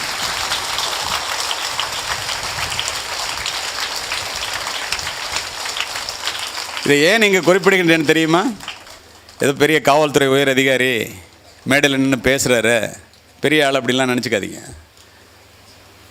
வரப்பிலே புல் அறுத்து, வயலிலே களை எடுத்து, கையிலே வடிகின்ற இரத்தத்தை காசாக்கி, என்னுடைய ஏழை தாய் என்னை படிக்க வைத்த காரணத்தினால், நானும் படித்த காரணத்தினால் இன்று உங்கள் முன் சிறப்பு விருந்தினராகவும் உலகம் முழுவதும் உரையாற்றுபவனாகவும் இருக்கின்றேன் என்றால் அத்துணைக்கும் காரணம் என்னை பெற்றெடுத்த ஏழை தாயே. இதை ஏன் உங்கள்கிட்ட சொல்கிறேன் தெரியுமா? காலேஜ் போனோன்னா எங்கள் அம்மா அப்பான்னு சொல்லிக்கிறதுக்கு கூட கூச்சப்படுற பெரிய மாணவர்கள்லாம் நான் பார்த்துருக்கேன். ஒரு காலத்திலும் அப்படி இருந்து விடாதீர்கள். உலகத்திலேயே துயரமான கண்ணீர் தாயினுடைய கண்ணீர் தான் என்பதை இப்போதே மனதிலே பதிய வைத்துக் கொள்ளுங்கள். உங்களுக்கும் எனக்கும் தான் தாய்ப்பாசமா என்றால் இல்லை என்கிறது வரலாறு. கேரளத்து மண்ணான காலாடியிலே பிறந்த ஆதிசங்கரர், முற்றும் துறந்த முனிவர், எல்லாவற்றையும் விட்டுவிட்டு துறவு கோலம் பூண்டவர். தன் தாயை விட்டு போக முடியவில்லை அவரால். தாயே, நீ எங்கிருந்தாலும் வந்து மடி சுமப்பேன் இறந்த பிறகு என்று சொன்னபடி செய்தார். பட்டினத்தார் தன் தாயினுடைய இறப்பு செய்தியை கேட்டு பதறி அடித்து சுடுகாட்டிற்கு ஓடி வந்தார். தன் தாயினுடைய உடலை பச்சை வாழை மட்டையிலே வைத்து ஞான நெருப்பால் எரித்து உருகி உருகி 10 பாடல்களை பாடினார். இன்றளவும் தாயினுடைய சிறப்பை போற்றுகின்ற பாடல்கள் அவை. சரி, துறவிகளுக்கும் முனிவர்களுக்கும் உனக்கும் எனக்கும் தான் தாய்ப்பாசமா என்றால் இல்லை என்கிறது வரலாறு. கோடிக்கணக்கான யூதர்களை கொன்று குவித்த ஹிட்லர் 2ஆம் உலகப் போரிலே தோல்வியை தழுவிய பிறகு தன்னைத்தானே துப்பாக்கியால் சுட்டுக்கொண்டு இறக்க வேண்டும் என்று முடிவு செய்த போது, மாணவர்களே, மாணவிகளே, தன் தாயினுடைய புகைப்படத்தை கையிலே எடுத்து மார்பிலே வைத்து தழுவியபடி சுட்டுக்கொண்டு இறந்து கிடந்தான் என்கிறது வரலாறு. கிராமத்தில் பாடுறான், 300 நாள் என்னை சுமந்து, மூச்சடக்கி பெத்தெடுத்து, தொப்புள் கொடி சொந்தம் தந்து, தொட்டில் கட்டி தாலாட்டி, முதல் முத்தமிட்டு, மூச்சு காற்றை பங்கு போட்டு, உதிரத்தை பங்கு போட்டு, உயிரினை பங்கு போட்டு, உணர்வினை பங்கு போட்டு, பொத்தி பொத்தி என்னை வளர்த்த தாய் நீ அம்மா, உனக்கு என்னை பெத்த கடன் எப்படித்தான் தீரும் அம்மா அப்படிங்க.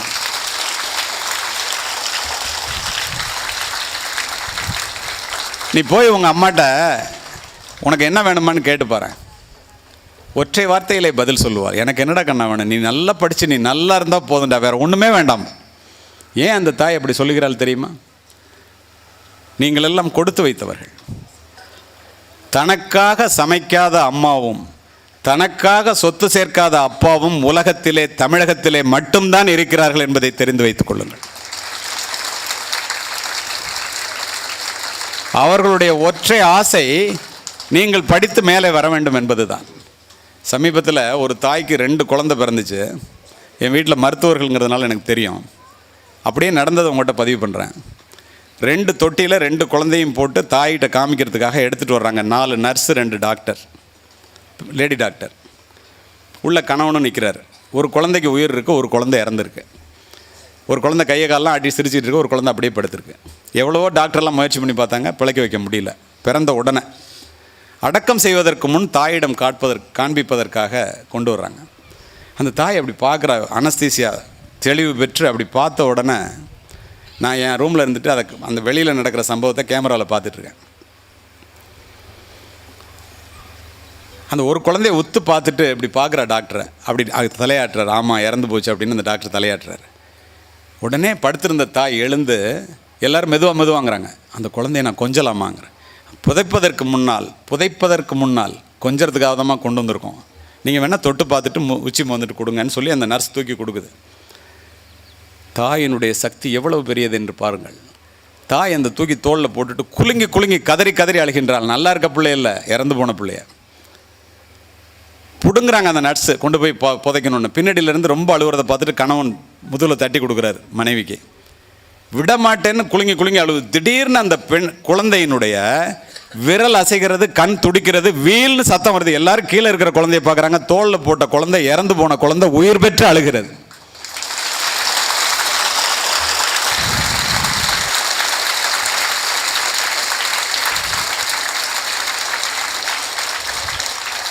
இதுதான் தாயினுடைய சக்தி.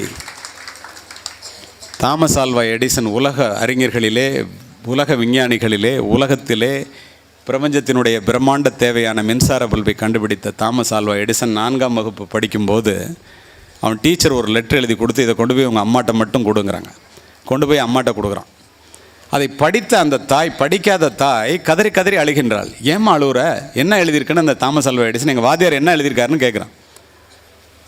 ஒரு நிதானத்தில் ஒரே ஒரு செகண்டில் அந்த தாய் சொல்கிறான், நீ ரொம்ப புத்திசாலி, கிளாஸ்லேயே உனக்கு வாத்தியாரங்களாலே பாடம் சொல்லிக் கொடுக்க முடியலையா, நாளையிலேருந்து நூலகத்துக்கு அழைச்சிட்டு போக சொல்லியிருக்காங்க. அப்படியாம்மா, அப்படின்னா நூலகத்துக்கு போகலாம், பக்கத்தில் தானே இருக்குங்கிறான். தினம் அந்த தாய் அவனை நூலகத்திற்கு அழைத்து செல்கின்றாள். 35 வருஷம் நூலகத்தில் படித்தான். லைப்ரரியன் நான் வெளியில் போகணுன்னு சொன்னால் என்னை உள்ளே வச்சு பூட்டிகிட்டு போயிடுங்க, காலையில் திறந்துக்குங்கன்னு சொல்லுவோம். ஆயிரக்கணக்கான கண்டுபிடிப்புகளை கண்டுபிடித்து உலகத்தையே ஒளிமயமாக்கினவன் மின்சார பல்பை கண்டுபிடிச்சு, அவங்க அம்மா இறந்து போனோன்னு வீட்டை காலி பண்ணணும்னு சொல்லிட்டு புக்கெல்லாம் எடுக்கிறான். ஒரு கடிதம் கீழே விழுது. கதையில்ல, நிஜம் மாணவர்களே, மாணவிகளே. அந்த கடிதத்தை எடுத்து படித்து பார்க்குறான். படித்தோன்னே இவன் கதறி அழுகுறான். அவங்க வாத்தியார் 4ஆம் வகுப்பு படிக்கும்போது எழுதி கொடுத்த கடிதத்தை அந்த அம்மா பத்திரமா வச்சுருக்காங்க.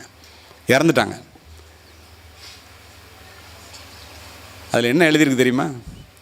அவங்க அம்மா சொன்னாங்க, நீ உலகத்திலே புத்திசாலி, நூலகத்துக்கு போகணும், வாத்தியார் எழுதினாருன்னு.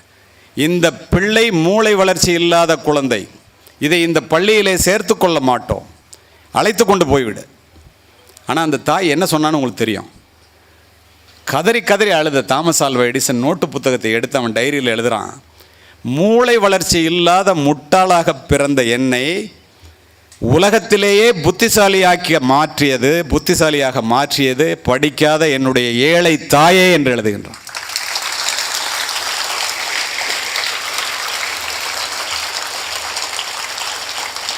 $168 பயணிகளை சுமந்து கொண்டு ஒரு விமானம் மத்திய தரை கடலுக்கு மேலே பறந்து கொண்டிருந்தது. நண்பர்களே, நான் அடிக்கடி விமான பயணம் செல்லுபவன். திடீரென்று ஒரு வெடிச்சத்தம், புகை மண்டலம். காக்பிட்லேருந்து பைலட் வெளியில் ஓடியாந்து சொல்கிறாரு, எல்லாரும் லைஃப் ஜாக்கெட்டை போட்டுங்க, மத்திய தரை கடலில் தண்ணியில் விழுந்து சாக போகிறோங்கிறோம். மரண ஓலமாக இருந்தது, மயான அமைதியாகிடுச்சு. அதுக்கப்புறம் யாராவது பேச முடியுமா? எல்லாம் லைஃப் ஜாக்கெட் எடுத்து போட்டுட்ருக்கோம். 20,000 அடி உயரத்துக்கு வந்துருச்சு விமானம். துணை விமானி மட்டும் விடாமல் முயற்சி பண்ணிகிட்ருக்கார். தண்ணீரை தொட இருக்கும்போது திடீர்னு க்ரீன் லைட் எரியுது சார், என்ஜின் ஆன் ஆகுது அப்படின்னு சொல்லி துணை விமானி சொன்னோன்னா விமானி காக்புட்டில் தாண்டி உட்காந்து ஆன் பண்ணுறான். ஸ்டார்ட் ஆகிடுச்சு. தண்ணீரை தொட இருந்த விமானத்தை மீண்டும் மேலே ஏற்றி எமர்ஜென்சி லேண்டிங்னு பக்கத்து நாட்டில் பர்மிஷன் வாங்கி இறக்குறான். எல்லாரும் உயிரை கையில் பிடிச்சிட்டு வெளியில் வரும்போது பத்திரிகைத்துறை நண்பர்கள் வந்து இறப்பினுடைய விளிம்பை தொட்டு விட்டு வந்திருக்கின்றீர்களே, கடைசியாக யாரை நினச்சிங்க, என்ன நினச்சிங்கன்னு கேட்குறான். 168 பேரில் பல நாட்டை சேர்ந்தவர்கள் நிறைய பேர் அங்கே இருக்கின்றார்கள். ஒருத்தன் நாட்டை சொல்கிறான், ஒருத்தன் வீட்டை சொல்கிறான், பேங்க் பேலன்ஸ் பணம் சேர்த்து அனுபவிக்காமல் ஒவ்வொன்றும் ஒவ்வொருத்தன் சொல்கிறான். என்னுடைய பிள்ளைகளை அனாதையாக விட்டு விட்டு இறக்கப் போகிறோமே என்று கதறி கதறி அழுதேன் என்று பதிவு செய்த 11 பேரும் இந்திய தந்தைகள் என்பதை மனதிலே பதிய வைத்துக் கொள்ளும்.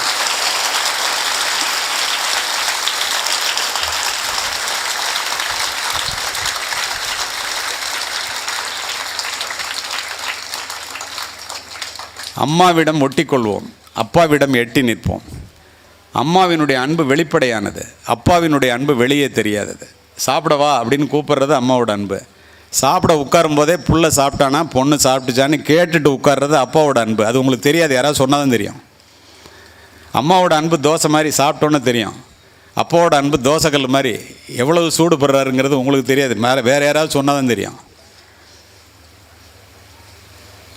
அந்த ஏழை தந்தை பாலின்றி பிள்ளைகளும் பசி அறிந்து தாயழுவால், கையிலே காசுமில்லை கடன் கொடுப்பார் யாரும் இல்லை என்ற சூழ்நிலையிலே கொச்சை பிழைப்பறியும் கொலை திருட்டு நாம் அறியோம் என்று உங்களை நல்ல பிள்ளைகளாக வளர்க்க வேண்டும் என்பதற்காக, தனக்கு கிடைக்காத கல்வி உங்களுக்கு கிடைக்க வேண்டும், தான் அடையாத உயரத்தை நீங்கள் அடைய வேண்டும் என்பதற்காக எத்துணை இரவுகளை கண்ணீரில் கழித்திருப்பார், எத்துணை பேரிடம் கடன்பட்டிருப்பார். அந்த சூழ்நிலையில் கூட என்னோட நீ வேலைக்கு வேணும் அப்படின்னு சொல்லாமல் நீ போய் பிருந்தாவன் ஸ்கூலில் படுறா. ஏன்? நீ உண்ணுகின்ற உணவு, உடுக்கின்ற உடை, இருக்கின்ற இடம் அத்துணையும் அந்த தந்தையினுடைய வியர்வையில் விளைந்தது என்பதை ஒருபோதும் மறந்து விடாது.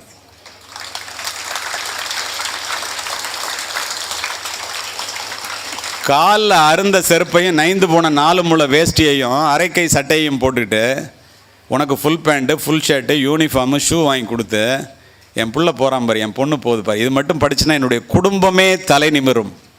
ஏன் அப்படி நினைக்கிறாரு? எல்லா நலமும் ஈந்திடும் கல்வி இல்லா வீடு இருண்ட வீடுங்க, படிப்பிலா நிறைந்த குடித்தனம் நரம்பில் துடிப்பிலா நிறைந்த சுடுகாடுங்க, அறிவே கல்வியாம் அறிவிலா குடும்பம் நெறி காணாமல் நின்றபடி விழும். ஊரில் பெரிய பணக்காரன் நினச்சிட்டு புள்ள படிக்கலைன்னா நின்றபடி விழும்ட்டான். ஏழை குடும்பமாக இருந்து படிச்சிச்சுன்னா ஆலமரத்தை போல விழுது விட்டு வளரும்ட்டான். இந்த பிருந்தாவன் பள்ளியானது ஒரு வளமான நிலம் என்பதை நான் உணர்கிறேன். வளமான நிலத்திலே விழுகின்ற விதைகள் ஆலமரமாக வளரும். விதைத்தவன் உறங்கினாலும் விதைகள் உறங்குவதில்லை. நான் இதுவரை உங்களிடம் பேசியது அத்துணையும் சொற்கள் அல்ல, அத்துணையும் விதைகள். இங்கு அமர்ந்திருக்கின்ற எல்லோரும் எல்லாமும் பெற வேண்டும். உங்களிடத்தில் இல்லாமை இல்லாத நிலை வேண்டும். பிறப்பு ஒரு சம்பவமாக இருக்கலாம், இறப்பு ஒரு சரித்திரமாக இருக்க வேண்டும். தேடி சோறு நிதந்தின்று பல சின்ன சிறு கதைகள் பேசி, மனம் வாடி துன்பமிக உழன்று பிறர் வாட பல செயல்கள் செய்து, நரை கூடி கிழப்பருவம் மீதி கொடுங்கூற்றுக்கிறை என பின் மாயும் பல வேடிக்கை மனிதரைப் போல் நான் வீழ்வேன் என்று நினைத்தாயோம் பாரதி. பிறந்தவன் வளர்ந்தான், ஸ்கூலுக்கு வந்தான், 40 மார்க் வாங்கினான், பாஸ் பண்ணான், கல்யாணம் பண்ணான், குழந்தைங்களை பெற்றுக்கிட்டான், வயசாகிடுச்சு, முடி நரைச்சி போச்சு, சேர்த்து போயிட்டான். விலங்குகள் கூட அதைத்தான் செய்கிறது. நத்தமக்கு வாய்த்தது ஈத்தோர் பிறவி மதித்திடும் என்பர் அப்பர் தேவாரத்தில். மனுஷனாக பிறக்கிறதாண்டா உலகத்தில் பெரிய பிறவி, அது நமக்கு கிடச்சிருக்க, தயவு செய்து படியும்பர். ஏன்? படித்தால் மட்டுமே உங்களால் இந்த பாரதத்தை ஆள முடியும். அக்கினி குஞ்சொன்று கண்டேன், அதை ஆங்கோர் காட்டிடை பொந்தினில் இட்டேன், வெந்து தணிந்தது காடு தளல் வீரத்தில் குஞ்சென்றும் மூப்பென்றும் உண்டோம்பாம் பாரதி. என்ன அர்த்தம் தெரியுமா? கிராமப்புறத்தில் இருக்கிற பிள்ளைகளுக்கு நம்ம கருப்பாக இருக்கிறோமே, நமக்கு ஆங்கிலம் தெரியலையே, நம்ம ஏழையாக இருக்கிறோமே அல்ல. நம்முடைய மூதாதையர்கள் வெயிலிலே வேலை பார்த்தவர்கள், வெயிலை தாங்கி தாங்கி நம்முடைய தோல் கருப்பாகத்தான் இருக்கும். உண்மையிலேயே அறிவியல் ரீதியாக கருப்பாக இருப்பது தான் ஆரோக்கியம் என்று நிரூபிக்கப்பட்டிருக்கிறது. இது உண்மை. ஆங்கிலம் என்பது அந்நிய மொழி, நன்றாக தெரிந்து கொள்ளுங்கள்.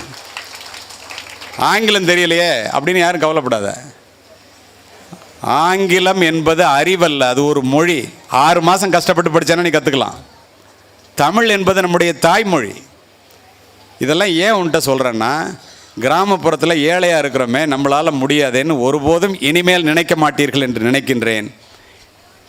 இங்கு அமர்ந்திருக்கின்ற எல்லோரும் எல்லாமும் பெற வேண்டும். உங்களிடத்தில் இல்லாத நிலை வேண்டும். அமைதி காத்த அத்துணை நல்ல உள்ளங்களுக்கும் வாய்ப்பு கொடுத்த நிர்வாகத்திற்கும் நன்றி, வணக்கம்.